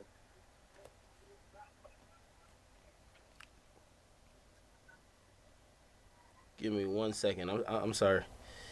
It's good. Hold up. Where is this dude at? Okay. Yeah, what was I saying now? My bad. Oh yeah, about X contradicting himself. Whatever. Yeah, yo, I had a conversation with him yesterday, and I was like, yo, listen, man, X. I'm like, yo, X. On a smaller level, I'm going through what you're going through. I'm like, I think you've been so used to your supporters lifting you up, and I am too. Y'all have always lifted me up, and I know y'all wouldn't leave me out to dry like that.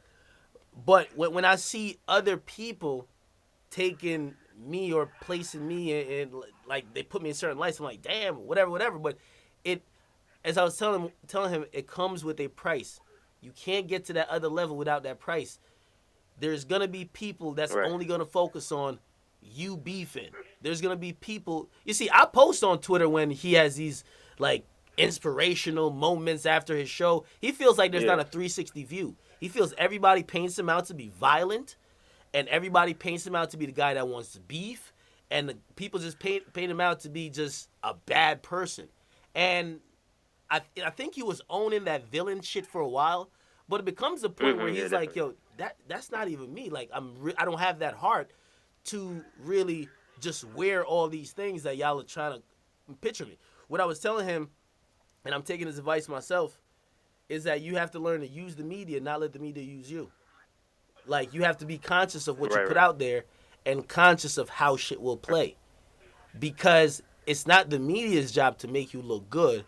The media's job is just to get whatever information they want to get out there. So, True. It just is what it is. Yeah, man. Last thing I just wanted to say, yo, like, can you give like the chat niggas like a schedule or something? Like, you be saying you gonna come back on the next day or whatever, bro. Man, you be going for like a month, bro. Like, what's the problem? Nah. We need something. Y'all are right. I'm gonna do better, yo. I'm gonna do better because truth be told, with last 6 streams. Nah. Y'all are 100% right. I mean, the amount y'all support me, I owe y'all more. I will tell y'all this. Every night I think about streaming, so it's not like I'm like, fuck it, I ain't streaming. But it's just sometimes now with my schedule, like, y'all gotta remember, I do a show, I come back, I'm hitting studio, I'm doing other stuff.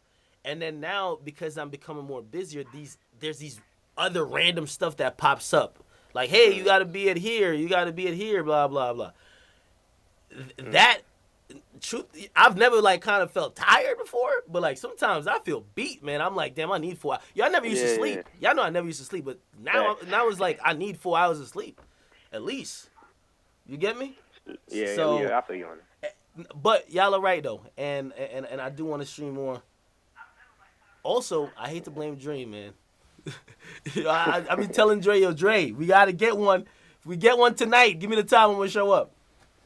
But, low key, other people be having them, but like, they don't be know how to get in contact with you. Yo, hit Dre, hit Notorious Dre. The reason why I say that is that he's gonna have to vet these people a little bit just to make sure we good. You feel me? Yeah, I feel. It is what it is. Cool. Hey, chat. I'm gonna tell you this right now though, because I see some comments about Complex and shit. Listen, I'm not slamming Complex today. I have had multiple. I'm keeping a buck with you. I know I can't lie. I've had multiple conversations with a lot of people at Complex today. I'm a little bit. I'm disapproving a lot of stuff, like especially cutting. I'm not into that.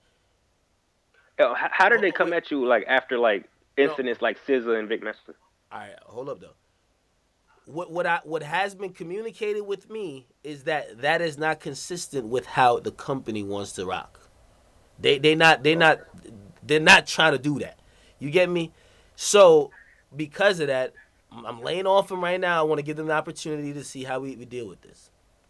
I think it's fair. You know what I mean? I ain't going to, like I told him, I'm like, I ain't trying to get on my stream and go bombs away Tupac on y'all asses, but we can't have me looking crazy out here because I understand, like, at the end of the day, I do love y'all and I fuck with y'all and I appreciate, I love the joint we have because, again, it's not being cocky. We are the #1 talked about thing in hip-hop, but don't have me looking crazy because at the end of the day, I do not need this. Like, at the end of the day, right. End of the day, I hit the walk button. I go straight back to my channel, straight back to my stream, and there ain't nothing happened. The only thing this has done is people now recognize my face more than anything. That's it. The fame factor is the only thing where now niggas like, oh, I know this big-headed chubby cheek ass nigga, you know, chipmunk look. Yeah, that's it. That's it. But anything else is never for the bag, never for nothing like that. I was doing great before. I'm still doing great now. So with them, they pay you good? bro, forget what they do. I'm talking about stuff I do. I'm great. My only thing with them is just make sure we on a good level. Let's not make me look crazy out here. I don't want to go Tupac on y'all niggas, man. You feel me? I don't want to be doing it to Tupac when he bombing. Nah, I'm good. Let's keep it good. But again, I'm not gonna be bombing them today. I think I've talked to a lot of people who express the same sentiment and concerns I had, and when I see that they're consistent with having these concerns, and they do want to make sure shit is addressed and fixed, I'm gonna give them that opportunity. We should be dealing with a lot of stuff like this tomorrow, and hopefully we'll see what happens. So I'm not bombing on them today. They get a pass today, but chat niggas, man, 3-day warning, bro. If this shit, if we not looking good on Thursday, I ain't gonna lie, man. Friday, the Henny coming out, and I ain't gonna lie, I'm playing a pop song, and I'm playing Hit 'Em Up, and I'm on shit, baby. I'm playing Hit 'Em Up, baby. But it is what it is. But right now, they seem like they're trying to do the right thing. I do wanna, and even though I have criticisms of Complex, my chat niggas, and by the way, I defend y'all. When y'all ride for me, y'all are right, 100%. I agree with you. I never disagree with y'all. These are point blank. Whatever y'all say, I agree with. Just trust me. But I will give credit to Complex in really, this show is a great idea in trying to move the needle. Again, I'm going through growing pains. I've never been on camera like that. But they never had a show this good. They never had a show this great. And they're dealing with how to handle that. So as long as they learning, and as long as they catching up, and they just not on some other shit. If they on that weirdo shit, I'm hitting the Pac shit. The Pac button coming out. I'm coming in with a bandana tied around like, yeah, it's over. But as long as it shows that they're learning, and we keeping it on the up and up, we gonna see where it goes, man. But all right, man. Any last comment, bro, or question?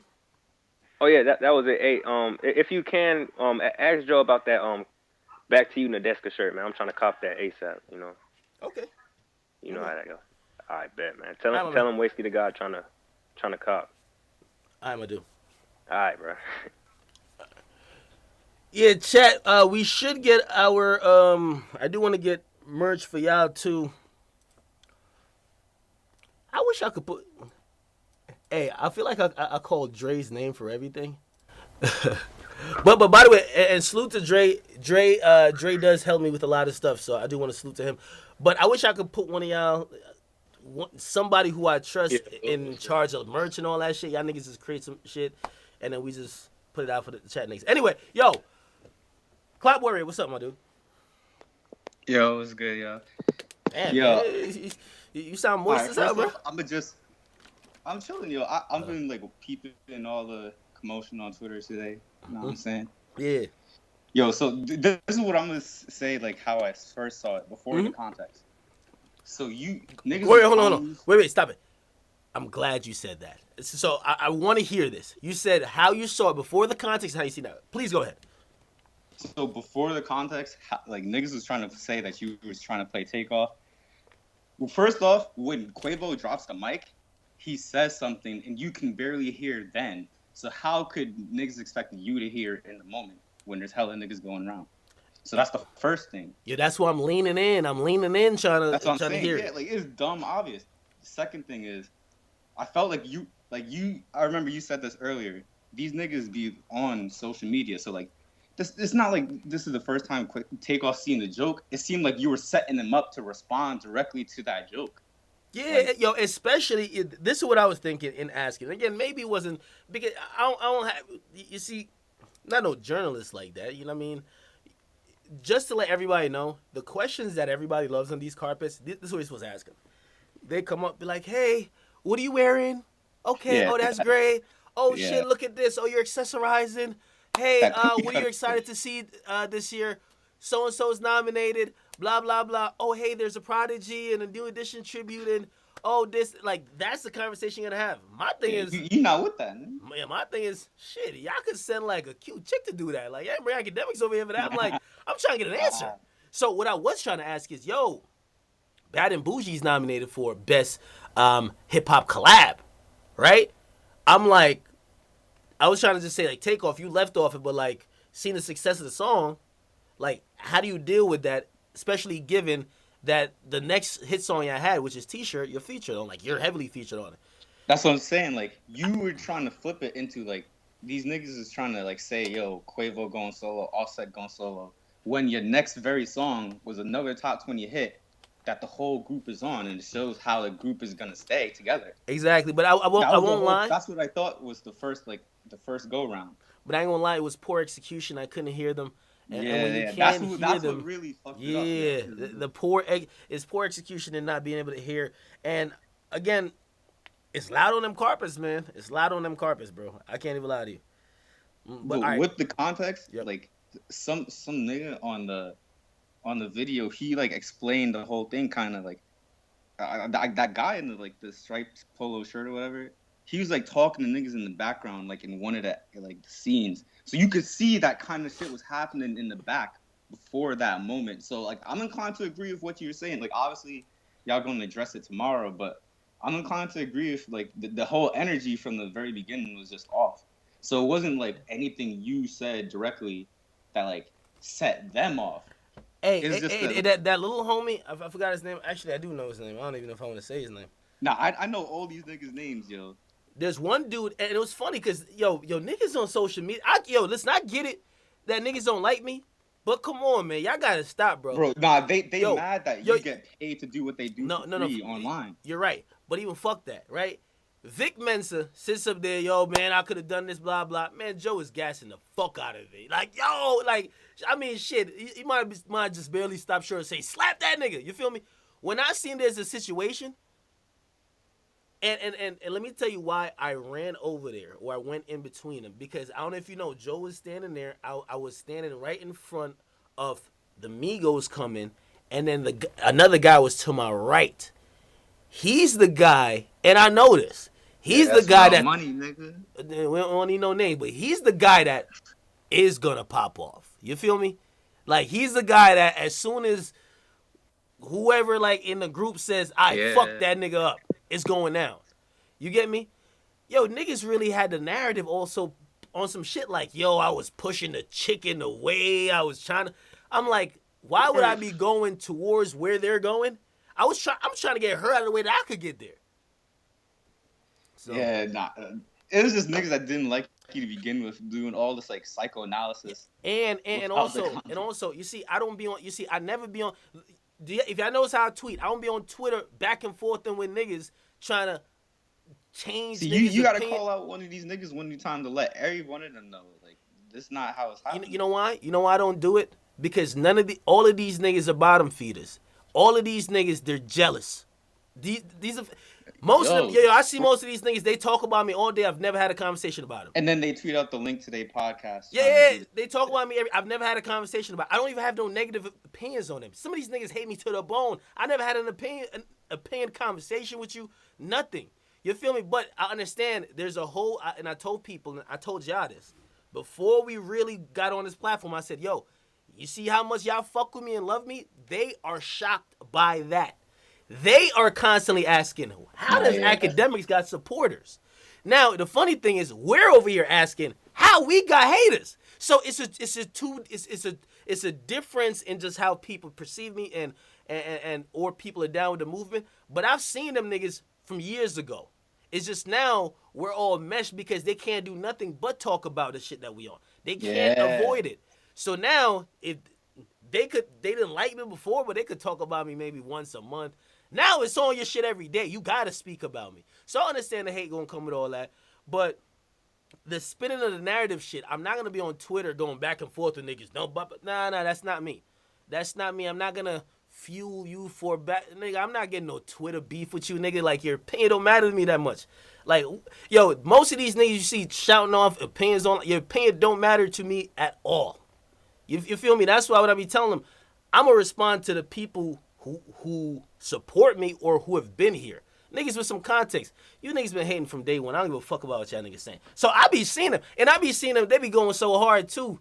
It's crazy. I be like, whatever. Word. Oh, somebody said, tell us what happened after the camera stopped. Ain't nothing. Well, you see, I haven't watched a full episode yet, but I watched the first like 3 minutes of that shit, and I was like, wait, there's stuff missing. That yeah, it pissed me seems off. like there's stuff missing. They should have started it when them niggas walked on, and you're trying to greet them to say just to kind of like figure out what we on, because that sets the whole mood, and then quickly after, homie jumps in. Yeah, every other person they showed them walking onto the set, y'all dapping them up. Mm-hmm. They didn't show that one, so obviously the beginning context is gone right there. So the whole thing is already flawed. Yeah, and really, if you're wondering what happened after the cameras ended, ain't nothing happened. Like My nigga, the same dude that came over. And this is why also I was in the middle of it, because a lot of people say, damn, Akademiks, like, yo, you proclaim to be pussy, but you was in the middle. Well, here's the thing. They weren't looking at me. What I mean is, they didn't have that, like, yo, oh, word, that's how y'all feel, we gonna fuck y'all up. They looked at Joe saying, oh, word, you trying to disrespect us? Us, nigga? So they were really going at him. Yeah, right? Because that's what I thought, too. I know y'all might think it's awkward and shit, but you also got to remember that Quavo was kind of rocking a little bit. Like, he was answering questions. So, yeah. So pretty much, that's basically what it was. Nothing happened afterwards. This is broken. It was nothing. It was nothing. And I'm glad it was nothing. I'm glad it was nothing. Nobody, first of all, nobody wants a confrontation like that. Nobody. At least I don't. And also, I am definitely not with, again, Joe's his own man. I seen him on Twitter. He's tweeting out whatever. That's not my opinion about. I've covered the Migos putting in work. Yeah, I remember you covered a video of them like when a nigga ran up in their hotel. Like, you was doing hella shit. Yo, the Migos used to be in a fight every week, and again, these niggas used to be shooting out, deadass. Exactly, and again, it's not about them three fighting. You think a nigga with like $200,000 worth of jewelry is gonna fight you? It's a reason why they had like 10 people with them, each of them. Yeah, like they all got like 10 niggas with them. Yeah. So pretty much that's what it is, man. Pretty much. Yeah, that's. Yeah, pretty much that's what it is. And again, I'm glad nothing happened. They walked off afterwards. The security, like for the joint, they came, and yeah, and nothing else happened. Well, apparently they got into it with Chris Brown. I feel like niggas was just mad that Complex had that one moment at the BET Awards. Like niggas on Twitter was like, "Yo, BET Awards, whack this shit, soft now." And y'all had that one moment. Hey, that brought it all back. And that's what I'm saying. You see, I'm not shitting on Complex today. The reason why I'm not shitting on them is because I've had talks with a lot of people. Oh yeah, it's not even the person who brought me in. I've had talks with them today, and I'm just saying, hey, listen, I want to know where y'all stand with stuff, because I understand y'all have growing pains. I have growing pains. This is a great show. This is a show that could go a lot of places, but we got to handle stuff right. They seem to be on a very progressive page of learning and also saying, yeah, you're right. Like, we feel the same. It's not like we feel we're on some shiesty shit, which is good. So that's good for Complex. That's good for my relationship with Complex. Now, I will say this. When we went into that media shit, bro, and no disrespect to no other media outlet there, bro, like, them niggas, like, low-key, we rolled up, like, niggas was looking like, oh, here come these delinquents, man. Like, it was on some shit like, these niggas, these them niggas. I'm sorry to tell y'all. So I know other niggas are probably like, I don't know. They all mad that it's actually worked. That's what I'm saying. Like, yeah. Now, let's be clear. That was not the intended. No, if we had to, at least for me, I can only speak for me. Nobody wanted that. Nobody wanted that type of thing. Yeah. But those moments do happen. I'm glad that it didn't go to a place of violence, though, because I see the other video with the Migos and Chris Brown, and I ain't gonna lie, man, Chris Brown looks so unbothered, dog. Yo, Chris Brown was biting his pinky fingernail, like, not giving a fuck about what Quavo was doing, man. Quavo was looking like a Marion doing backflips, like crump dancing and shit, talking shit over Karuche, and this nigga Chris Brown look like he don't give a fuck. He on some shit like. The problem with both of these niggas is why they ain't pull up on Big Gucci Soldier like that, though. Who? Why ain't Migos or Chris Brown pull up on Big Gucci Soldier? Hey, Hey, let me tell y'all this. The Migos, it is allegedly, the Migos been trying to pull up on these niggas. I believe yo, Migos. there are niggas that is with the pull up shit. This is allegedly. Meek and them, they on that pull up shit. Oh, The definitely. Migos and them, they on that pull up shit. The reason why Big Gucci Soldier, he be moving, he moves knowing all of this. You know what I mean? He's not in the places where everybody's gonna be. When have you seen Soldier Boy in a club with like 3 other people you knew? Facts. He be just going overseas. So that's what I'm saying. They couldn't catch him. They called Chris Brown. They call Sean Kingston. No, not Chris Brown. They called Sean Kingston. And that's why I'm letting niggas know. I'm like, yo, hey, if y'all can't catch so and so, don't come catch Akademiks. No, hold up, man. Time out. Quavo. I just want a hook. No, not a right hook, nigga. I just want like a song. I'm sorry, dog. Oh man, but it is what it is, man. Yeah. Also, yo, Thug album, son. That Like shit it? garbage, fam. I forgot that shit right away. Deadass. The only song I know is Relationship. Yeah, I listened to a lot of songs on it, man. I was like, I understand he was trying something new, but it just wasn't First hot. of all, he said he was trying to sing more. It just sounded like some like regular Thug songs over different beats. Straight up. Yeah, you're right. It didn't sound like he was singing like Hendrix is 10 times better than that shit. Like Hendrix is that R&B for real. Like that nigga Future is singing basically the whole time. Yep. That's true. It is what it is, man. It is what it. Hey, listen, I'm confused by that project, but I do know Thug is in that space of just trying new shit. I just don't know when he. Nah, he needs to do a press. Like 2 Chainz promoted his shit so well. That's why he sold over 100,000. Yeah, but Thug's not that type of artist, man. And also, not a lot of people do press. Like, think about it. The Migos are bad at press. Like, Migos, historically, they don't do great interviews. They don't. They just, but they have them hit songs. When you got all them hit songs, that shit talks for you. You don't have to do much talking. So I don't really think it's necessarily press with Young Thug. I think there's an image problem because I think there's a lot of people turned off from his brand. I mean, even the rollout though, like if you released Relationship as like one single, I feel like that shit would have been way more anticipated and it probably would have done better. True. Or like that the shit with Snoop Dogg, I thought that shit was fire.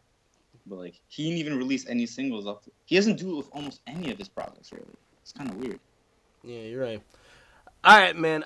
Listen, last question, man. Then I'm gonna take 2 more calls. Listen, hey, I will be streaming again tomorrow, and the reason why I will be streaming again tomorrow is because I don't want to get too much into anything that has to do with the show. Granted that we will be supposed to have a very open and, as I said, in time more shall be revealed. I want to see how they deal with stuff. Yeah, I feel you. I want to see how they deal with stuff because I'm all about keeping it 100. But you know what I mean? I don't, if we're all gonna be keeping 100, I don't want to jump the gun and make it seem like I'm exposing shit. You feel me? So let's see how that is. We'll see how that is in the morning. I don't want to speak too much upon that, but I do want to. I'm gonna give the opportunity to. I don't know. See, my thing is just keeping it 100. You know what I mean? I don't like. Yeah, you got to see if they don't try and like still spin it even more, because then. I ain't gonna lie. I will tell y'all this though. You feel me? Never mind. I'm just not in the business of creating shit. Like fake news is not my thing. All right, my man. Last thing is who else would you have wanted to like spoken to that was there? I seen 21 Savage. I would have loved to talk to 21. Which it's not on camera. I spoke to Kyle. Kyle was very cool. Kyle was cool. Let me see who else. There's somebody that passed by. Yo, oh my God. Yo, I don't even want to sound thirsty, but some of them chicks in there. Yo, I know Dre is bad on Instagram, dog, but Jesus Christ. Yo, I Yo, kid I you didn't think it not, was my nigga. possible, son. I kid you not, dog. Yo, Instagram does her no justice, bro. I kid you Instagram not. be doing this hell of bitches justice. If you saying that, I kid you not, son. Kid you not. yeah. There were a couple that I saw, and I was like, you do look bad on Instagram. Should have stayed there. But I won't say their names because some of them are, like, you know what I mean? They were with their dude, and their dude I respect. I ain't trying to trash these wifeys and shit. Yeah. But you like if you trying to pull any of them, you gotta like, step your wardrobe up. So. Yeah, man. Yo, I ain't gonna lie, man. I'm gonna have to get a stylist or something like that, man. I ain't gonna lie, bro. I ain't gonna lie. Like I think you just don't even know how to like. You're mix right. colors, son. You're right. You're right. If you put in all different types of colors together, it looks good, even if it's just like a basic outfit. Hold on. Some people are saying Cardi. No. Cardi B looked amazing. Cardi B looked amazing, and also Waka's wife looked amazing. So I'm definitely not talking about her. Like I'm talking about people that weren't even seen on camera. By the way, I saw Karuche. Karuche is like a nice little petite chick, yo. Low key, I was kind of always saying, why is niggas kind of going crazy over Karuche? Looked good, and add to the fact that she might have some bomb ass box. Yo, he has to, son. I'm kind of understand. Well, actually, I don't understand, but I see why. I see why we be having a whole like you got served routine in the parking lot over Karuche. Karuche look kind of good, yo. Karuche look kind of good, man. I can't lie. Who else did I see in there? Oh, Karuche looked me right in the face too. I can tell she didn't like me too, yo. I don't think so, but yo, on site, yo, eye contact you gotta pull up. Nah, man. Nah, man. I want Quavo to pull up on me like that, man. You feel me? I want the 3 Ratcheteers to be on my ass. I'm straight. Yo, those niggas did get up at the same time. Niggas said they got up like Ginyu Force. Oh. Well, I mean, listen, they're a group, man. They're a group. Hold on, somebody said talk about that. Oh. Shit. Oh, they were saying how is Chris Brown performing with Karuche there? Staples Center is mad big. Hey, I ain't stick around for the award show. I was out. Yo, I knew it was Coonery Central right then, bro. It was that shit was better than the whole show, to be honest. Yo, I watched the show in a hotel, nigga. I wasn't sticking around. I dipped. Yeah, they was taking way too long for New Edition. Like, I actually didn't watch the full show. Somebody said, "Did I see Tinashe?" Nah, but I gave everybody a warning. I said, "Listen, I'm always professional. I'm here to work. But if I see Tinashe, I'm getting offset." Actually, I don't even know. I probably would have froze up, yo. Don't I look like the nigga that would probably freeze up when you see her? Like, yo, they were saying you'd be the type of nigga that would just hit her in the DM after the fact. Like, yeah, I probably would though. I probably would though.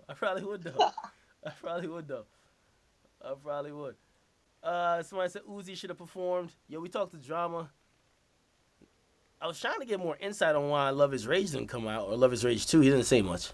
But all right, man, let me answer 2 more calls. They should release it while EXO Tour Life is still in the top 10. That's what whatever label Kodak is on did, and he sold 80,000. Yeah, but I think the potential for selling with Uzi is a little bit more than that. No, yeah, I know. That's what I'm saying. Like, they could maximize it even more while it's still like in the top 10. You're right. All right, man. Let me answer. Boom. Where are you calling, man? Yeah, Boom, man. Where you at? Yeah. Here we go. Little Boom, man. I need the breakdown. What's been going on, man? What you seen on social media, dog? Talk to me. Hey, DJ Akademiks. Yo. I just want to say, whatever I say right now doesn't reflect DJ Akademiks' brand or brand. I just want to say, fuck Complex, fuck Joe Budden, and the desk can jack my dick off because I don't give a fuck about that bitch no more. Damn, man. Boom, Also, what happened? Nah, man, they switched sides, man. That Vic Mensa shit, man. Shit was wild, bro. They ain't have your back, man. They ain't have, like, and the desk, like, when the desk, like, when stars come in, bro, she be dick around, bro. Like, she be losing character, bro. Like, she got chill. Then, Joe Budden, I mean, you know, he dick around Vic Mensa. Vic Mensa is fucking trash. Like, who the fuck, like, who, like, bro, like, do I even gotta say anything else, bro? Like, who is this guy? Like, bro, no fucking type of clout. Chicago, niggas probably in Chicago don't even listen to this, man. He just trying so fucking hard to defend these niggas. But look, I got a real question, bro. Who is the baddest bitch out there, bro? Because I need to go on the Instagram, bro. The baddest chick out there. What do you mean? Like, just in the game period right now? Like, fuck, this bitch is, like, damn, on Instagram she was bad, but damn, this bitch is fucking, like, no pull-out zone. Oh, you mean that I seen at the awards or just in general? Boom. Some people saying Rihanna. Yo, boom. I think your connectivity going, bro. Hold up. I gotta call Boom back. Somebody saying Rihanna. Hold up. Yo, Boom. Boom. Boom, I ain't gonna lie, man. Your connection is trash. I had a real question. Hey, nah, like, I'm in the back of McDonald's right now, bro. I'm asking for change and shit. But that's my personal story, you know. That's my struggle. But listen, I got a real question though, bro. Like, why don't meme niggas get credit for putting these rappers on? Hey, that is true though. Like, that is true. Like, low-key memes made a lot of these rappers. Like, let's be real. That is true. I love meme pages though. That's why people be hitting me.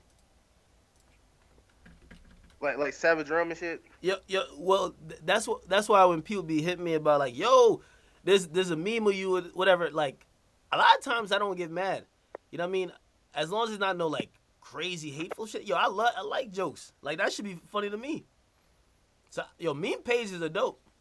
And truth be told, a lot of these rappers, like, meme pages. You know who I think acknowledges that and realizes that? Ugly God does. He knows. Ugly God. Yeah. Ugly God knows he knows. What's up. Like, yeah, he know what's up with the meme wave. Like, low key, bro. Like, I think niggas scared of meme. I call it meme rap. I don't know what other niggas call it, but I literally just call it meme rap. Meme like, rap. Yeah, it's like relatable, just like a meme. You relate to memes and shit, but it's catchy as fuck too. Like, I beat my meat. Like, that's some. I ain't gonna lie. That's some catchy ass shit. I ain't even gonna fucking lie. But you know what the funny thing is? You might be on to something with that, man. Yeah, like you might be literally on to something with that. Meme rap, like, it's just not like. I mean, I don't know. It probably sound like head ass, but it's just not like selling drugs and all type of shit. It could be different shit, and it can open up for more people. Even though it probably be wild, bro. Just imagine listen to the radio and all you hear is a nigga talking about fucking a grandmama or some shit. Yeah, that's on shit. Hey, speaking of which, yo, Chief Keith's intern, man, he be doing some good meme stuff. I be seeing him get busy. And Akademiks type of nigga. That nigga got the memes. I ain't even gonna lie. Yeah, he be funny too. I be seeing some shit from him. Is that the same person or no? No, that's not the same person. I think they're two different people. Oh, okay. But damn, Boom, Boom, you watched the Migos thing, man. What you think, man? Okay, let me tell you what I think, man. Honestly, bro, I wish it could have been worse for Joe Budden, bro. I wanted Joe Budden to get like his shiny ass head, bro. Like, Quavo should just slap that bit with his rings, like, and scrape his whole fucking like forehead up, like because like, and then the thing about it, like, you low key saved his ass. You low key like got in it, like you got in the way and all type of shit when that shit happened with Vic Mensa. All he did was just dick around Vic Mensa on some lame shit. That was kind of lame. That's how I see it. That's why I look at the situation. I'd be like, oh. Hey, and that's funny how the internet perceives shit, because I think people, a lot more people I seen was criticizing me for how I handled that situation that was criticizing him for the Vic Mensa situation. You get me? Like, shit, I could have. Shit, the easiest thing for me to do is all of the Migos niggas coming this way. Let me hop the joint and go that way. Yeah, but like, no, you feel me? Like, yeah, alright, it's about to go down there. I'm over here, nigga. Bruh, but that was not what it is. I would have left Joe after dead, bro.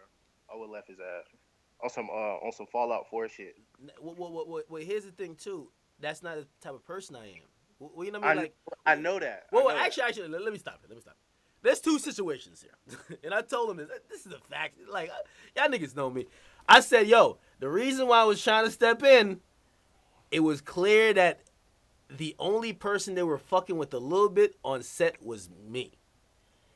Yeah. They did not like you, so I'm like, all right, let me try to tell them to chill. Because they wasn't looking to beat up me. Now, if they had said, oh, all right, that's what y'all niggas on, we fucking y'all both up. I ain't gonna lie, I'm out of there. Joe thought he can get away with that No, shit. I ain't gonna lie. I'll be back in the motherfucking lift, going back to the hotel like, man, ain't nothing happening. I'm out. Ah! Nah, man. I love Take off, leave me alone. No, Take off. you do it live for the first time, nigga. Joe getting his ass beat up by the Migos. Your first time going live on your main Instagram, man. All you seeing is Joe getting his ass beat up, jump. Oh, This man. would have been hilarious, bro. But man, he'll be alright, man. Joe will be alright. Tell his dad, man. Tell his dad to just stop dick riding, bro. At least in my perspective, I felt like, you see me, I always think about the situation. It's a numbers game out here. Meek said it right. Niggas is not really fighting one-on-one. Like, even if you want to be like, oh, that's the thing everybody wants to do. Nah, niggas it's numbers games. The numbers were in the favor of the Migos. I gotta let y'all know that. So I looked at that situation as, listen, let's take this as a lesson. Niggas is rolling way deeper than we are, right? And also, the way they kind of rolling, they rolling with some niggas that their only job is to do this. Like, just pulled up like fucking freezer race and shit. Yo, there was one nigga in particular. He wasn't really in the situation. Yo, you could tell that's his only job in the crew, bro. Bruh. Yo, he was trying to go. I'm like, yo. He put some nigga out the way and all, bro. I ain't even gonna lie. Man. He put some nigga hard as fuck. Man, that nigga came around the corner like Usain Bolt on the 200 meters, dog. That nigga was around the corner like, what's up, what's up? And also, this is how crazy and disciplined they were. Because they got in his face, but it felt like they were waiting on, because the other dude came over like the head honcho dude of like the label. Yeah. I think they were almost waiting on him to say, are we bombing or we not? If we bombing, let me know, I'm setting it off. If we not, let's check or whatever. I don't know, like, let's check him. So I don't know.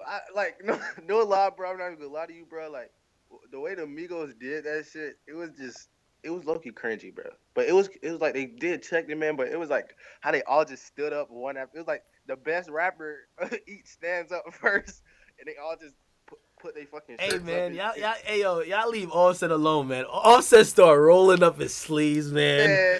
Oh man, Offset kind of polite with it. Yo, I'm not gonna lie, man. These days, a lot of different things going on. Safari getting jumped. It felt like them niggas attacked him with a Tide pen, man. Like, that nigga came out looking fresh. About to pull out the scouter, bro. Huh? He's about to pull out a scouter and shit and start scanning Joe Budden and all type of shit. Yeah, man. Yeah, I don't know. Wow, man. Yo, I look like a WWE skit. He dropped the mic, bro. You can hear the sound effect of the mic. Yes. Yo, exactly. Yo, that's exactly what happens on that WWE shit. Remember with Stone Cold, a nigga dropped the mic and then he go hit a nigga with a stunner? You feel me? Like, when you hear the mic drop, he was like, what the fuck? Like, you can hear the echo, the effect of the drop and all. Yo, I'm telling you, this is what I hate about Monday morning quarterbacks, though. Like, niggas be at home, like, analyzing the whole situation. A nigga said, yo, I don't care if Akademiks ran over there. Akademiks still pussy. You know why? He still had the mic in his hand. Everybody else dropped their shit. And the whole thing is, and I do have an explanation for that. You see, I come from the school of, like, DJing, right? So when I'm DJing, I know how expensive mics be, so a mic being dropped, sometimes we use mic, like, when we doing shows and shit. Some of these mics cost, like, $2,000. I never just drop mics. But again, in the situation, niggas like, fuck that mic, man. You should have dropped it. The fact that you ain't drop it, son. No, you pussy. I'm like, well, you're right. I am kind of pussy, so I don't know what to tell you. It was kind of like Joe Budden was fucking low-key mad. Like low-key salty as fuck when you said, like, when he was talking about the Migos shit, he just dropped the mic. Well, I kind of know what he meant because, like, low-key, during all the interviews, he did ask the questions you talking about. Like, every certain thing, he asked them questions, and then I guess they tell him to wrap it up and shit.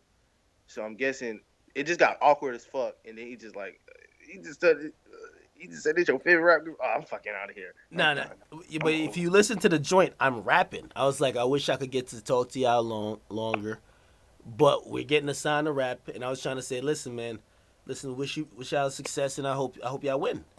That's it. But that's what triggered though. Like, hey, and that's where I can't speak for another man. Like, we'll hear what he has to say about that, but I don't know. Now, again, there's a good part of me thinking, I think that was towards me. You feel me? That was towards my, like... Yeah, I'm pretty sure it was, because you always react to that when you be talking about artists and shit. Like, however, not everybody's down with the shenanigans and like, these outbursts to be like, oh, that's how y'all show go. You get me? If people watch the show, like, a lot of times, just if I'm around them, like, people be like, oh, shit, the way y'all kind of even just talk about regular shit is kind of like y'all doing the show, right? So the Migos, they don't know no shit like that. So all they seeing is, that ain't towards Akademiks. This is like towards me. This is towards us. You know what I mean? kind of pride in a way type shit. But that nigga low-key deserves it, man. Joe Budden, the old-ass, Mr. Clean-looking ass, Joel Ortiz, face-ass, dirty this spatula, guy, fucking hash-slinging slasher, built-ass motherfucker. I'm making a fucking Joe Budden diss song, and I'm making a fucking Vic Mensa diss song, because that nigga a bitch. What nigga got motherfucking eyeshadow on his fucking eyes trying to look like Prince. Like, fuck out of here, nigga. Fuck wrong with you, nigga. Them ugly-ass, dirty-ass motherfucking deep-fried mud worms in your fucking head, man. Fuck Vic Mensa, man. He a bitch, man. Also, shout out to my nigga Russell Westbrook, nigga, MVP, nigga. Oh, did he get MVP? Yeah, he won MVP, man. Oh, triple shit. Okay. Little Westbrook, nigga. Damn, okay. I see how they rocking. But yeah, man, yo, listen, it's one of them joints. I hope everything is explained. Listen, shit go left, man. Truth be told, here's the thing. What a lot of people don't realize, you can't just use a couple of rappers' names as just a beaten stick. You feel me? Like a beaten stick. Like, for example, I know it's like a whole joke because there's a whole different... this is a demographic I'm saying that don't fuck with me, right? Because they think you're putting on the mumble rappers and we hate that. We want real hip-hop back. They don't fuck with me. I get it. Yeah, that shit dead, though. That shit dead. But if y'all critique or every time y'all want to trash these rappers and say y'all using the same name, Yachty continues to be that name. They were trying to do it to Playboy Cardi at one point. I don't know if y'all remember. Like, I wasn't even bringing up Playboy Cardi a lot of times. But the name sounds funny. Niggas don't even know his music. His name sounds funny. They'd be like, yo, ain't nobody talking about Playboy Cardi. You feel me? And when you actually hear it in that way, if the artist, which every rapper, trust me, every rapper, big, small, independent, aspiring, they're all watching this joint. When they continually see their man's name just kind of get ran through the mud like he the wackest nigga out there, not everybody is on that Slim Jimmy shit. And what I mean by that is they'll come and talk. Wait, everybody on that Slim Jesus shit? What do you mean? I said Slim Jimmy. Like, Slim Jimmy came up there and he said his piece, but he not on that, let's get busy shit. Yeah, he just kind of flexed on Joe Budden a little bit. Yeah, and that's the type of person he is. Yo, I fuck with Sway Lee, man. Yo, Sway Lee my guy, yo. Yo, Sway Lee fuck with the chat niggas heavy, bro. Sway Lee fuck with the chat niggas, bro. I'm telling you, I promise y'all. You watch the videos? Yo, Sway Lee fucks with the chat niggas, dog. Bruh, Sway Lee fucks. Yo, I gotta link up with Sway Lee, man. Yo, Sway Lee and Slim Jimmy look like they're having too much fun, dog. Oh, you know who else fuck with the chat niggas? John Mayer. Yeah. But I know Sway Lee fucks with us for all the fuckery that goes on. You get me? Yeah, bro. Yo, Sway Lee look like he had hella fun, man. I told him, I said, bro, you got to give me like 2 leftover hoes, dog. I'm sorry. Yeah, he tripping. Like, if you link up with him, bro, you got to like low key tell him like trade your clout tokens for like 5 hoes, bro. Like, trade your clout tokens for like 5 Actually, yo, I want like Slim Jimmy or Sway Lee. I want to bring one of them on stream one time, man. Like, because I think they're the fun type of people. They would come on here and just kick it. You know, we have Ugly Guy on here. And Ugly Guy just be kicking it, man. Like, he just don't give a fuck. That's what I kind of like this for. No, but with Sway Lee, bro, Sway Lee can just call like random ass bitches out of nowhere, bro. Yeah. Like, it could get real fucking lit. No lie. True. So, I mean, I'll say this though. We got a lot of love from Sway Lee. There's a lot of rappers who actually show a lot of love. Like Oh yeah, Slim is hard on thoughts, ain't he? oh yeah, Slim Yeah. Jimmy. Slim I seen Jimmy's that video. extra hard on thoughts, bro. I seen that fucking video. I was like, oh yeah, he's a sergeant. Like, that shit, like, Yo, he was making a joke with me. Remember that chick? There was a chick that made Shade Room, and she was like, yo, she said, Sway Lee not single no more. She was like, that's Yeah, my her. man. She was on here. No. But when I saw him, I mentioned that, and he was laughing. He was like, dog. It was because she DM'd me. She was like, no, that is my man. And so I hit her. I said, yo, Thotty, stop tripping. I said, cut your shenanigans. You know you're not that man's girl. Like, you one of the thoughts. Like, you know what I mean? So he's like, yo, yeah. She was calling. She was calling me like, yo, Akademiks was telling her that I'm not her man. I'm like, wait, she thought she was really a girl? Them hoes wild. That's some hoes be. Yeah, I said, he's not single. That nigga Ray said, security. Nah, but yo, they were hella cool. Hey, yo, I'll tell you who, and it's an older rapper who I met was very cool. Yo, Jadakiss, so funny, bro. Jadakiss, hella funny. Hella funny. He just had a bald head for like 20 years, bro. I never even noticed that shit. Yeah, he had a bald head for 20 years, but now he got he got 360 waves, dog. That nigga got hair? Yes, now he got hair, dog. Jadakiss got hair and waves. I can only picture this nigga like with a bald ass head, bro, in a Birdman video. Yeah, nah, man. I'm telling you, like, Jadakiss got it now. You got it now, man. But it is what it is. Shout out Jadakiss. It is what it is, man. Hey, man, I'm pulling up the motherfucking everyday struggle, bro. I'm gonna be the first nigga to pull in the desk, nigga. First nigga to pull in the desk on a fucking show. And I'm gonna get her number too. I'm gonna try though. Man. You think she'll curve me, bro? No lie, bro. Like, you think she the type bitch to be like, nah. Or she'll give me a fake number or some shit. Like, you know what I'm saying? She might hit you with a fake. But I gotta say, yo, salute to the Deska, though, yo. Deska held it down out there, yo. Deska held it down out there. Like she is a little bit underrated with the fuckery she got to deal with. And also, a lot of times, she's a voice of reason. So I do want to say salute to her. Wait, hold on. Can you hear me? Yeah, yo, hold on. Yo, talk for like a minute, yo. I gotta go get some water, man. I'm like, my throat is dry. Pause. All right, this gonna be my fuck Vic Mensa song. I'm about to freestyle this shit. Oh, you about to freestyle? Either wait to freestyle or freestyle for the chat niggas and then freestyle again when I come back. Hold up. All right, this gonna be off the top, so I don't even know, but listen, man. Yeah, man, y'all know what I'm saying. Lil Boom, man, about to drop a beat, man. Drop a beat, man. Hey. No, fuck that. I don't even need no beat. Fuck Vic Mensa, he a bitch, he a snitch. I got his mama sucking into my dick, she a bitch. I don't give a fuck about his kids, fuck that nigga. He got dreadheads and he think he cheap keep. He don't give a fuck, I hit his mama with my beef. I don't give a fuck, I meet that nigga in the streets. We can meet, we can link, where you at, wanna meet. Got a bad bitch on Christian Mingle. Vic Mensa bitch, now single. I'm stacking my money like Pringles. Bars. Yeah, fuck Vic Mensa, man. Bitch ass nigga, yeah, man. Tell me, man. Dexter. Alright, but look, y'all. I beat my meat aggressively, but I mean, I'm still human. I watch hentai. I got porn on my Tumblr. Yeah, I'm a real nigga. I do shit like that. Oh, hello? Hey, yo, Boom, I'm seeing a bunch of fire emojis. What happened? Oh, shit. I can't even read the chat, bro. Kick it again. I don't remember, bro. I was in freestyle, bro. But I'm going to just do a part two. Look.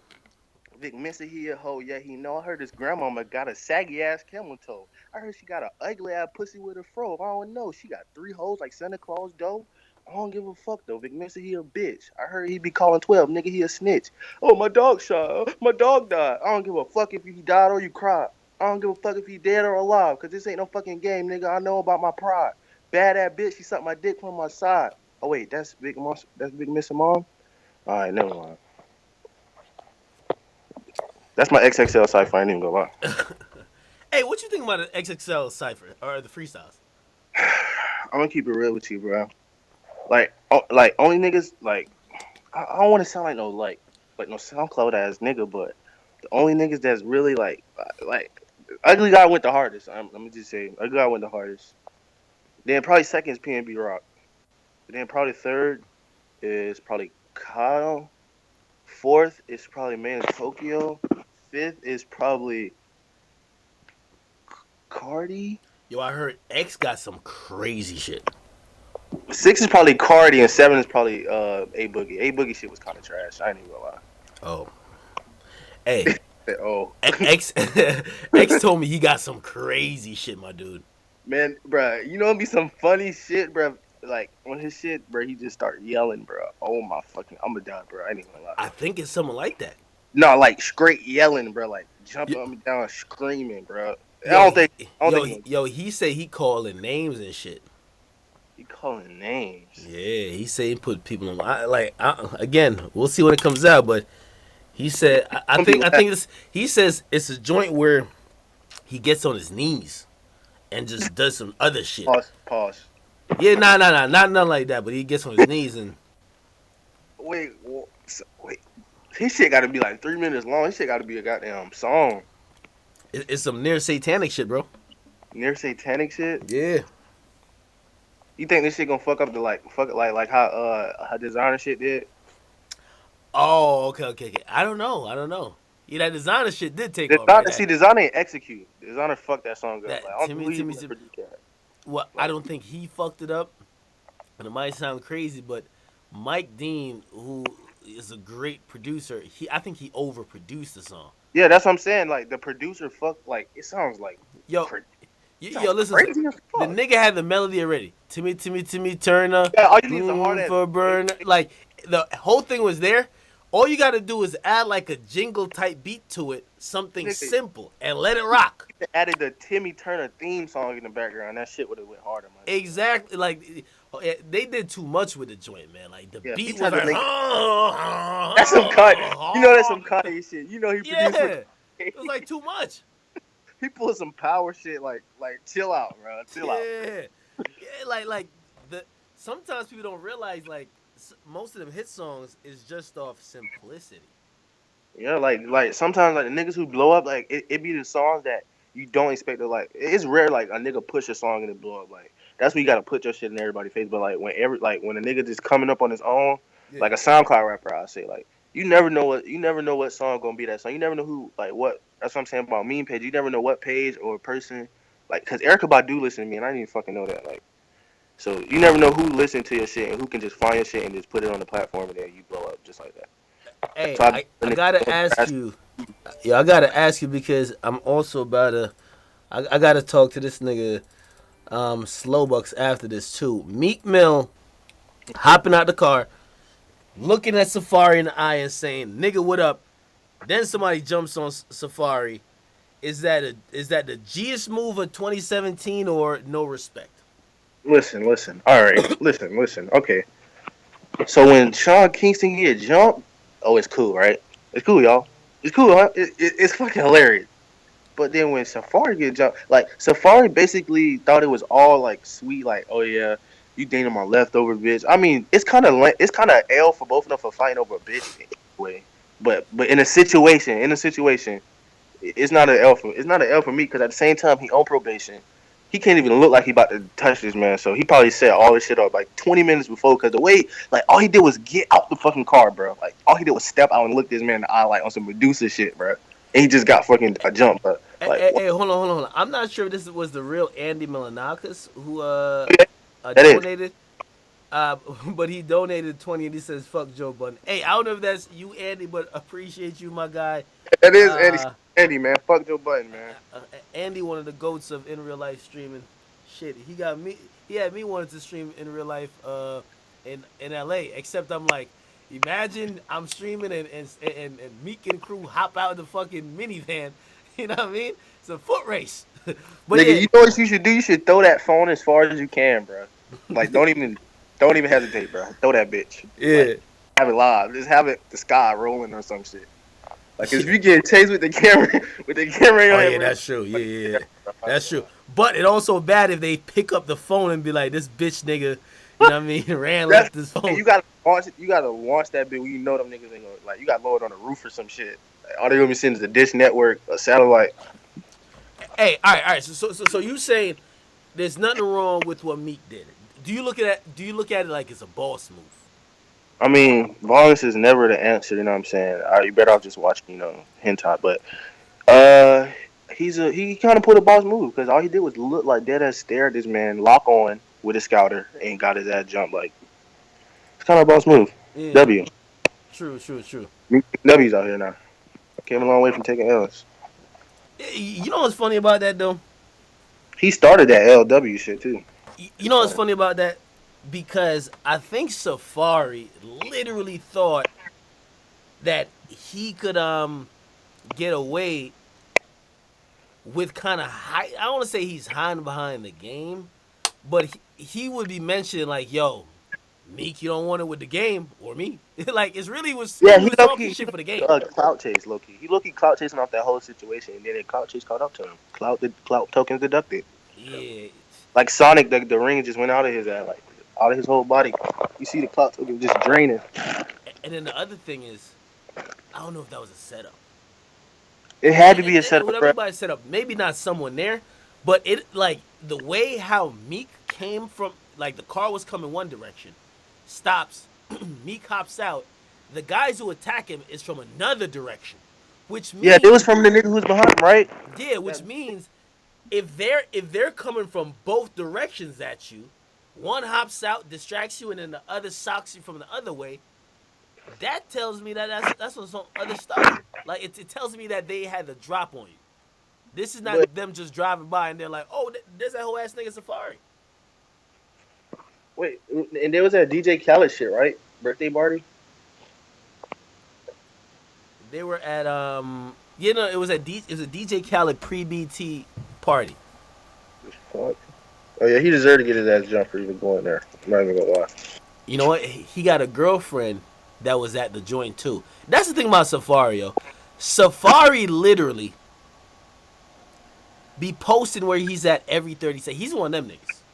Like, yo, I'm here, I'm chilling, all white. You know what I mean? I'm fresh as a motherfucker.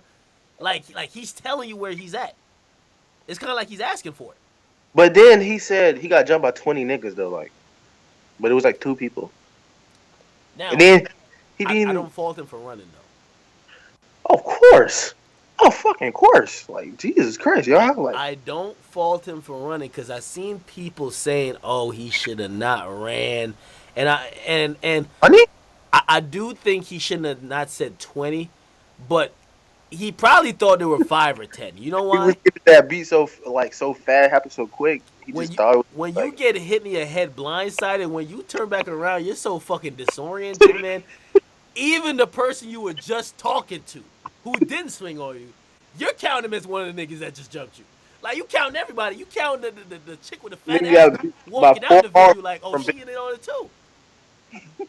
So I could imagine he's probably thinking more than what it is. And also, I don't even discount the fact that it might have been 10, 15, or 20 because if you look at how the footage is set up, apparently Meek had more cars with him.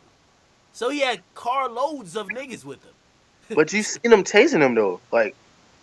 But it skipped the scene though. But I'm pretty sure after he ran and got a little distance, like them niggas was tired. I know they dream chasers, but nigga, like, come on, bro. Like, they probably was tired. Like, fuck that. We already punched that. But they probably tired. Yeah. Man. Did somebody say he left his man's? All right. What do you say on this leaving your man's shit? Because who left their man? Safari? Yeah. Safari man looked like he was trying to square up and swing on a couple niggas, and Safari was like, "Beep beep, I'm out, nigga. I ain't got time." I ain't even gonna lie to y'all. I ain't even gonna lie to y'all niggas, bro. What would y'all do? Like, hold on. Jeopardy, my nigga. I don't agree with him. I don't agree with him leaving his guy. But it depends, bro. I ain't even gonna lie. It depends who the person that I'm with. If this my brother, I'm either I'm gonna boom. or we both know what the move is. We out of there. Boom. If you are getting jumped and your man is standing up for you, like he's not getting jumped. You're getting jumped. Okay. Your man is standing up for you. You're not supposed to run and leave your man. But here's the thing. What? If they jump at me, like no, like if they jump at me and they not even touching this man, I'm out of there Okay, because I okay. know they worry So about him. They wait, worry. are you saying which I kind of agree with a little bit? Are you saying that yeah? So they're not there trying to fuck up Safaris, man. They're trying to fuck up Safaris, so he should get the fuck out of there. His man should have just followed suit. Like, Like, yeah, like, come on, bro. Like, bro, this is some real shit. Like, come on, like, if this your dog, like, y'all know some shit about to go down, and if y'all niggas, like, if y'all not gamers or some shit, something, y'all know some weird shit about to happen, y'all first instinct is just like, all right, we gotta get out of here. Like, this shit looking too wild. yeah, So if you just standing there, like, you must want to get you must want to get your ass beat too. Like, you trip, you supposed to be going with me.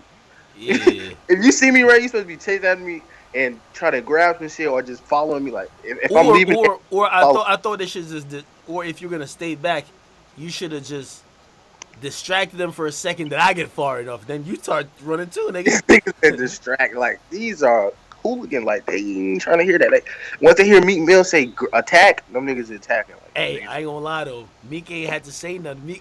All Meek said was, "What up? What up?" he said something. I didn't even know he talked to him. Yeah, nah, he did. Yo, he said, "What's up, nigga?" Oh yeah, he set him up. Yeah, Then, I ain't gonna lie. Yo, That's the a set. funny thing is, and let me tell you, and this is how it depends. A lot of shit in hip hop depends if niggas really like you. When Troy Ave is seen on camera, he just got shot and he's busting back at his ops. Niggas still don't give him the respect, like to keep it real. If Tupac did that shit, Oh, they were. we would say Tupac the realest nigga ever, But right? it's nobody's fault but the person who put themselves in a position to be treated, to be looked at like that. Like, Nobody. Troy put himself in a position to look like a clown every time now. But it's the same with Meek. Yo, if that was Drake, I guarantee a lot of niggas would be like, "Yo, Drake a boss. Yo, he ain't had to say nothing." Well, all right, what you say? All he had to say was "What up," and then niggas started taking off.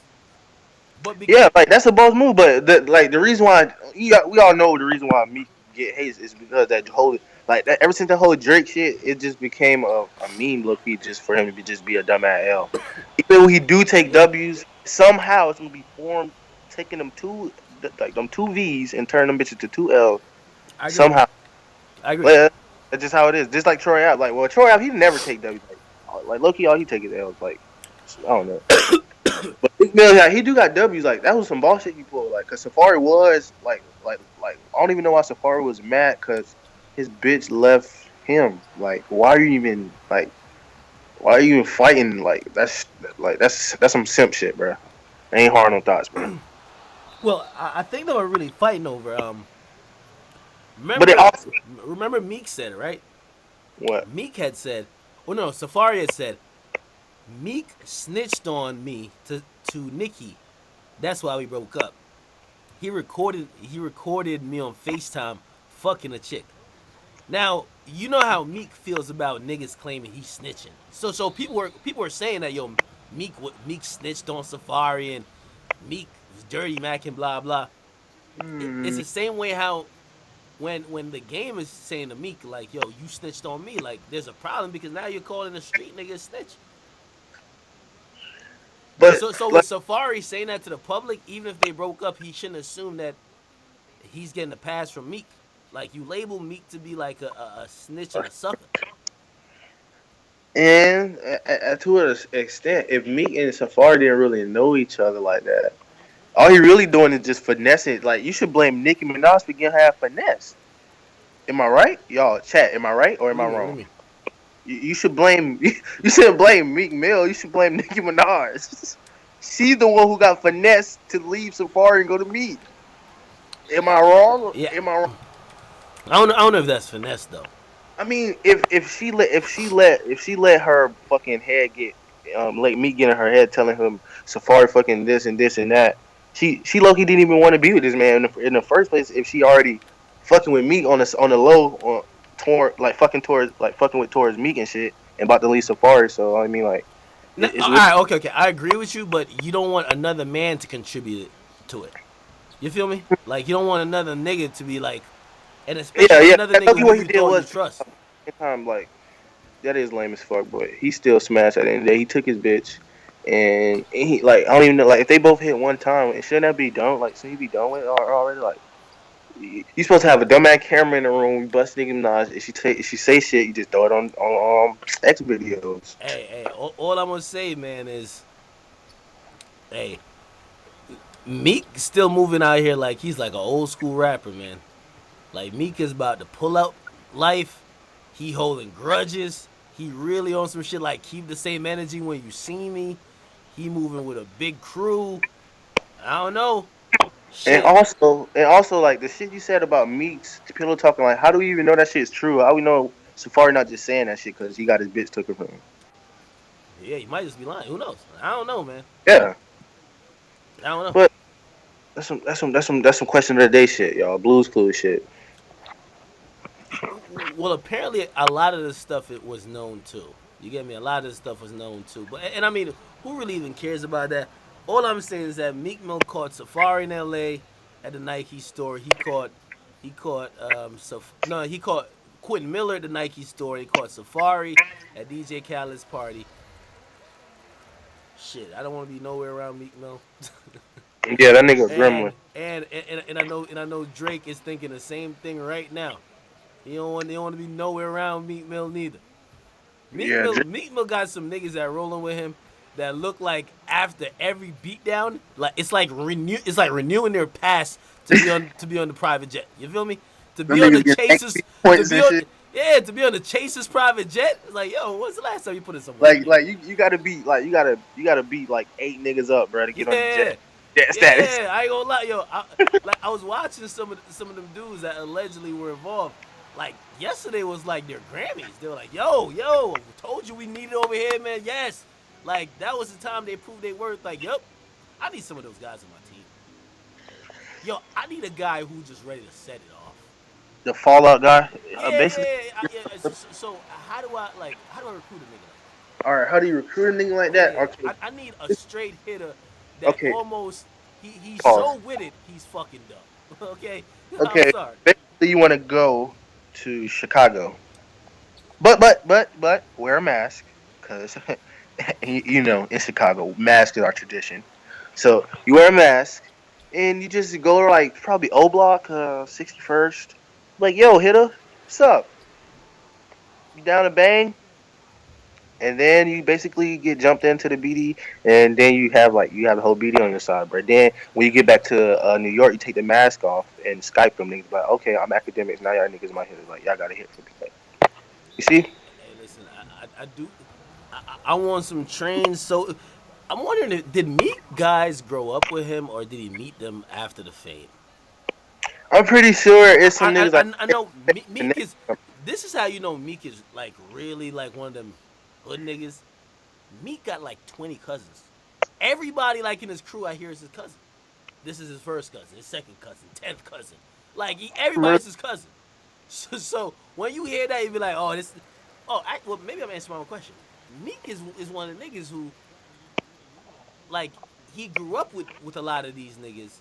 So no wonder if he now is giving them an opportunity, they are willing to ride for him. Man. Yeah, they're willing to do anything. And he low key using them, low key, to be honest. Low key, that's really what he's doing. Like, they fall out. Wait. Is he using them or are they using him too? I mean, okay, listen. Yo, he got them living good though. Like they be on the private jet. Are they living as good as him?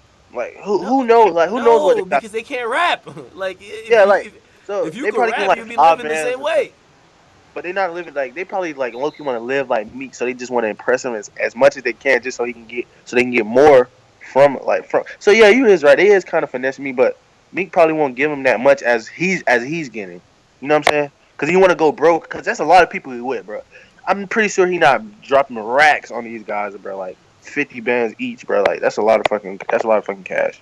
You know, his team is pretty interesting to me because I was listening to him talk about it, and he said he's inspired by Dame Dash. Dame Dash had this whole thing, like it's on YouTube somewhere, where he was saying, listen, a leader's only as strong as the people around him. And the whole point was saying that if you have people, you could be great, but if you have people around you that's incompetent or that don't do nothing, it kind of hurts your whole joint because they're not earning their keep and then they're not helping you out. So I remember he had said like, yo, if a nigga's around me, he gotta have a job. Like what are you doing? So I don't know. Maybe them dudes actually do something. I know a couple. Yeah, Of them. but their job is to throw their lives on the line for Meek Mill. That's basically their job, bro. Basically. If some shit was to go down where Meek was about to lose his fucking life and he got no gun, I'm pretty sure the niggas he rolling with got guns and they gonna fucking shoot whoever that's trying to shoot Meek Mill, and they gonna be the ones in jail. He probably gonna bond them out, and if they bond too high, who knows if he gonna bond them niggas out? So who fucking knows? So that's like So if we had to say, it looked like Meek is moving right in the streets. he low key moving right. He basically got niggas on payroll on some El Chapo Yeah. shit. And it looked like, and the thing with him too, which I think this is good. I don't think the niggas he got on payroll is niggas he don't know, because sometimes them niggas you don't know who literally only doing it for a check.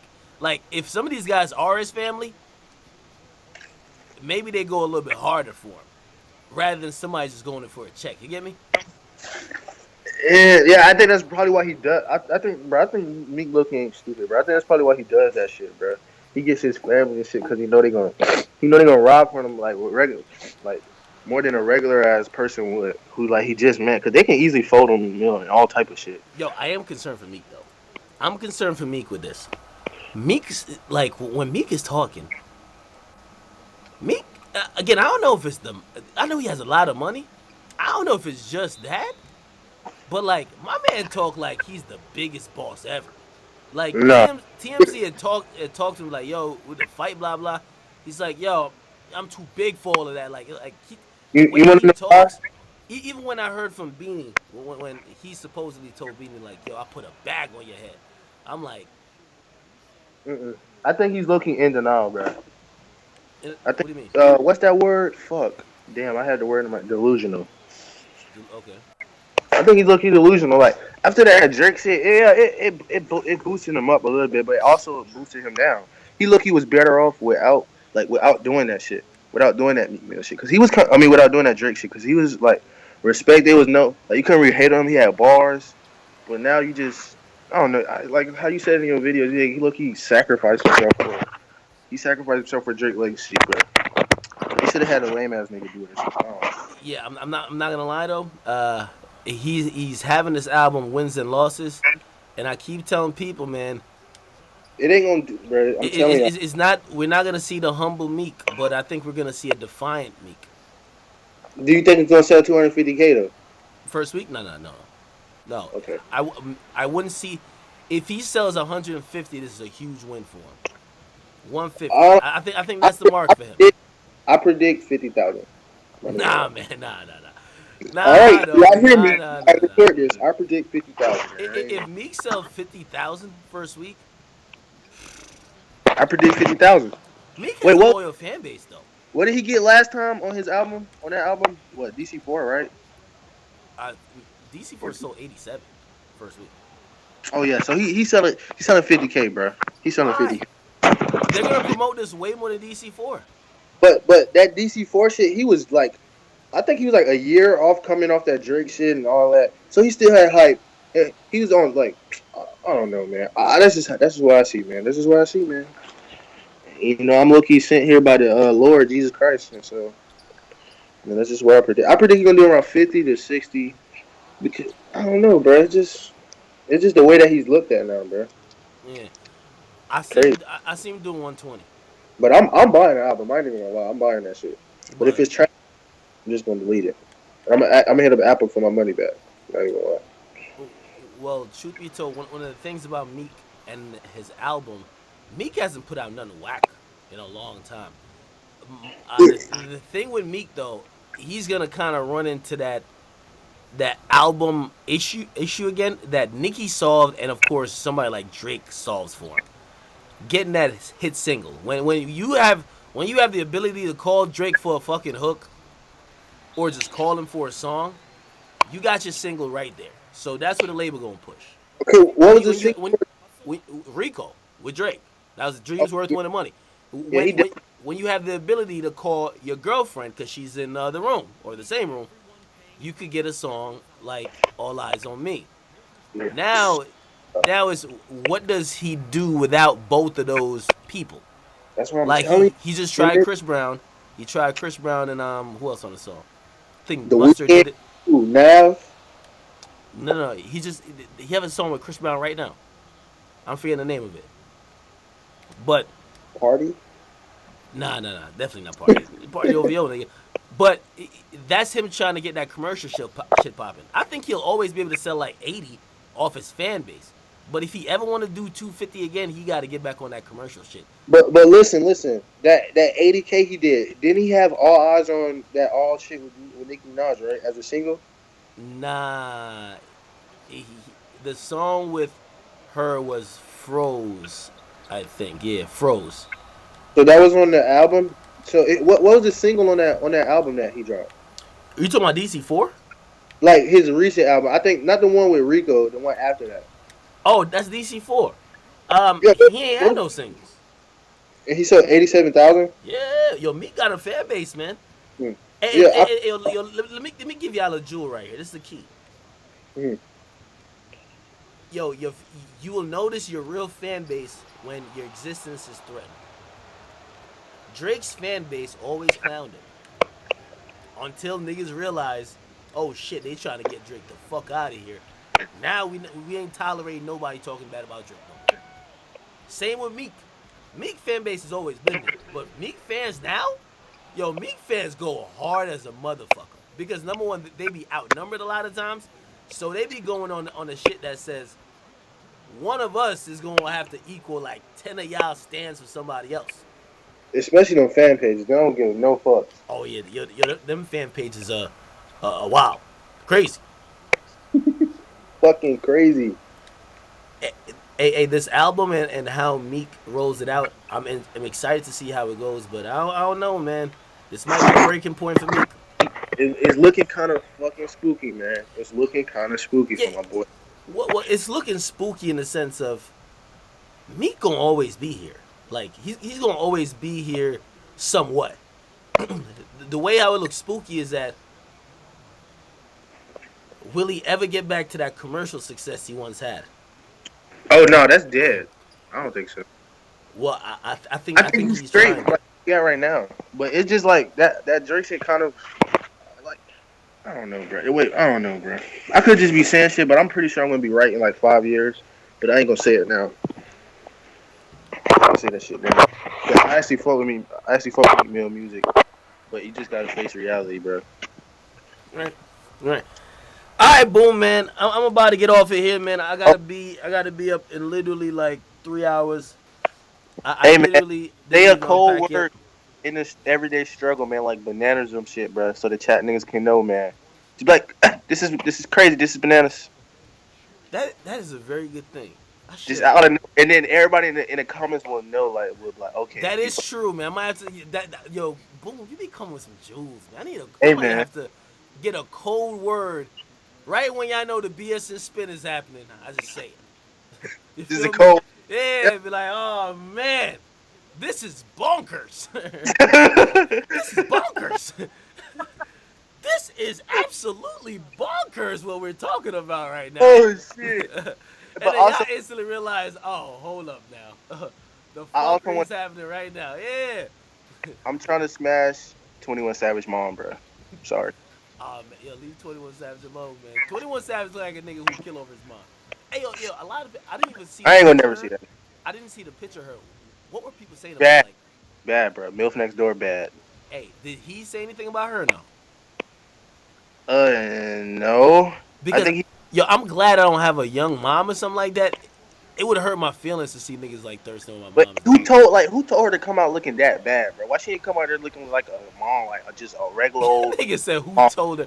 Yo, this nigga, man, he said who told her. It might have been a black. She looked like Holly Berry, big.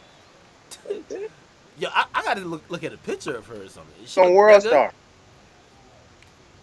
Man, I wonder how he feels about that, man. I always wonder about people who got fine ass mamas. How do you deal with now your friends looking at your I mom see why like he got like to a protect regular chick? Like, I see why he a savage, bro. He had to go through all them stepdads, bro. Got to be a savage, bro. You too bad. Hey, and also, you know who else got a bad mama? I think don't Steph Curry got a bad mama? Yes, bro. I ain't gonna lie, bro. Steph Curry got a badass mother. She bad as fuck. Yeah, it's like the funny thing is, I would feel hella uncomfortable, man. I don't want niggas giving my mom no compliments. Though. Yeah, that's why KD can show his mom off. Oh shit. Hey, I want when you talk about my mom, you be like, she's a nice person and she looks good. Like she looks good for her age. That's Nah, it. man. I don't want It's you to be like, oh, she bad as all fuck. Nobody I ain't talking gonna about lie, bad as fuck and my mama's name should not go together, dog. No, because when I hear bad, I think about people I would want. Nah, cut it out. cut it out. No, All right. I'm about to see, man. But yo, boom, thanks for calling up, man. Hey, yo, Chad, thank you for rocking with me tonight, man.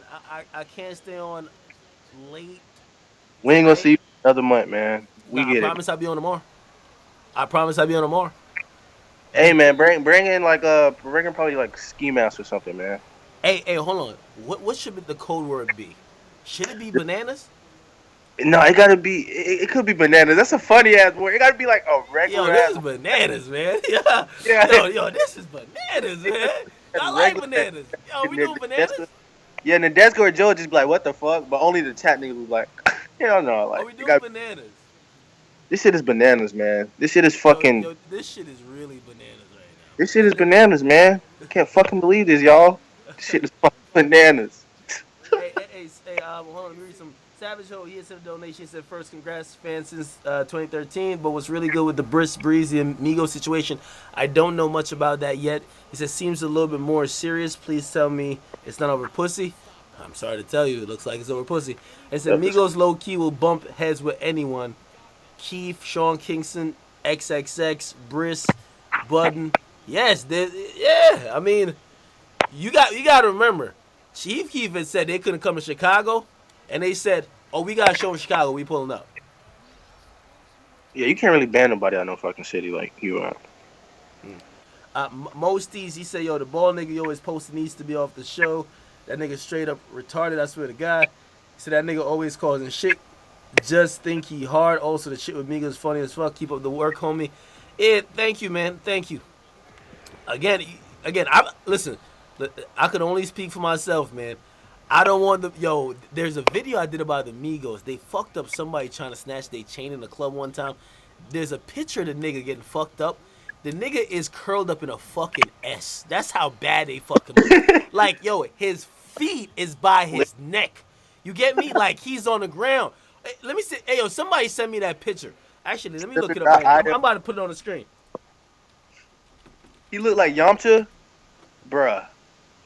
Bro, he probably the looked guy just like trying to snatch his chain. I kid you not, bruh. And it was the last time that nigga will try anything of the sort. that nigga probably at church right now. Look on the screen. It's about to pop up. That nigga will never, ever, ever try to snatch a chain. So I know the Migos really about it. But again, would they risk it all though? That's the question. Yes. You think they were all? Yo, they used to be on probation wilding out. Yeah, but they way bigger now. Like, dog, they don't care. They don't care. Yo, Offset used to go to jail like it was rehab, man. Like they go you can't have that mindset though, man. Huh? You can't have that type of mindset if you the Migos. And but here's the thing now, right? I think they've gotten big enough where they're like, yo, let's get the mans in them to now do it. That's why we got 10 people with us, fool.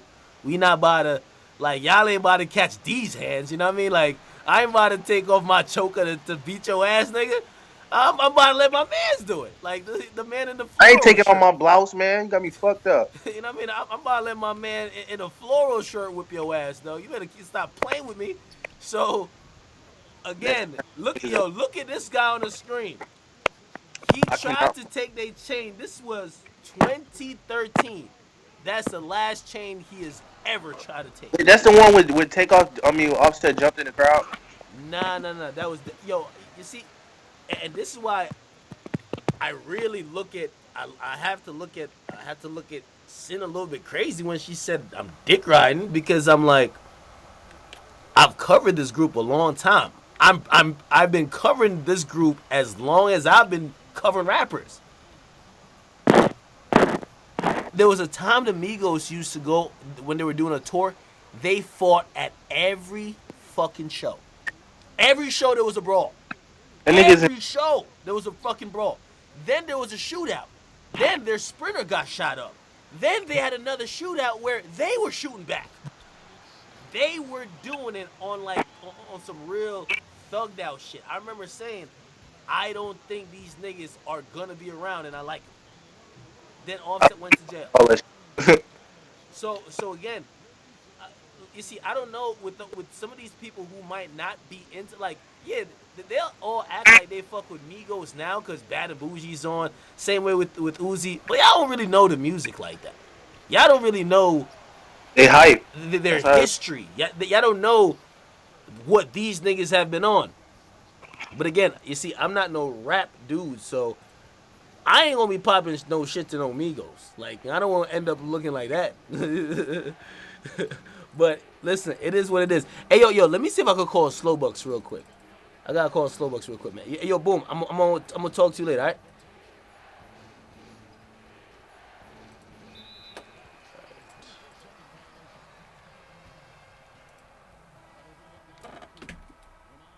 Let me see if this nigga answers.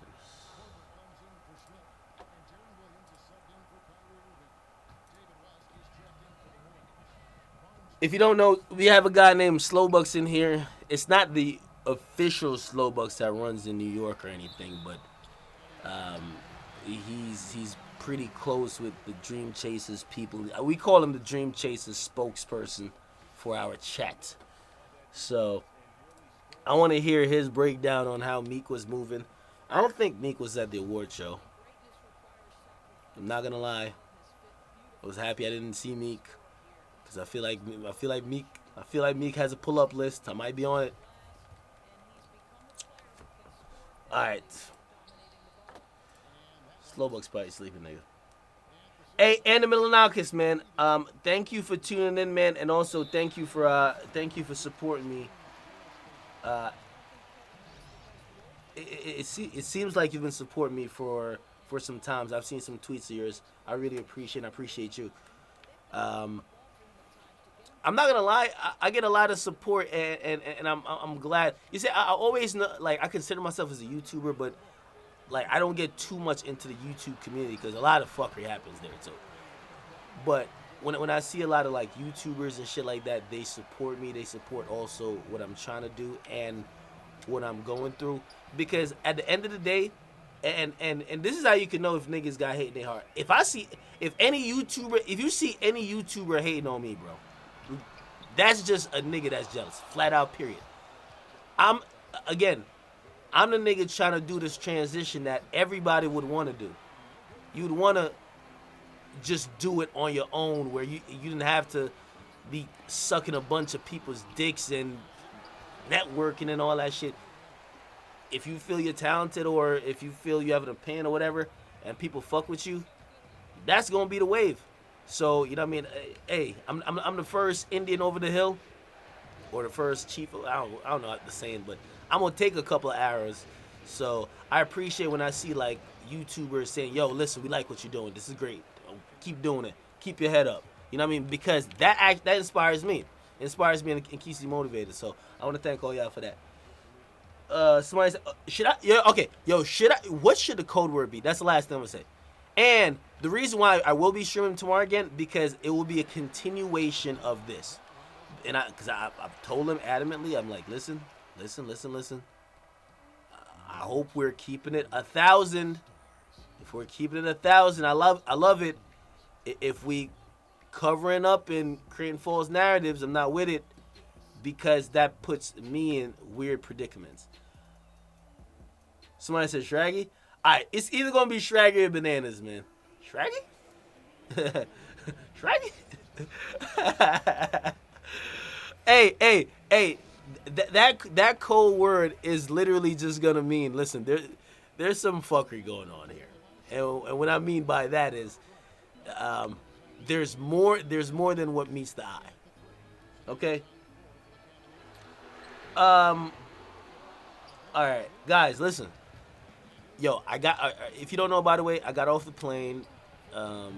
Again, I was talking to a whole bunch of like straight niggas and shit about like all this QC shit. Again, they're not into the Wale shit. Like Wale, after he left our show, he went on Instagram Live and was like, I don't like these niggas not respecting me. They're not on that. They're on some shit like, all right, nigga, keep playing with us. Keep playing with us like we not street niggas eating off rap. So they're different. But yeah, I dealt with that. Got here, I ate, I slept for like a little bit, and then I got on stream. I should have got on stream earlier today, but I will be streaming tomorrow. I promise. I promise. Even for a little bit. And I might be streaming in the afternoon. Okay. So.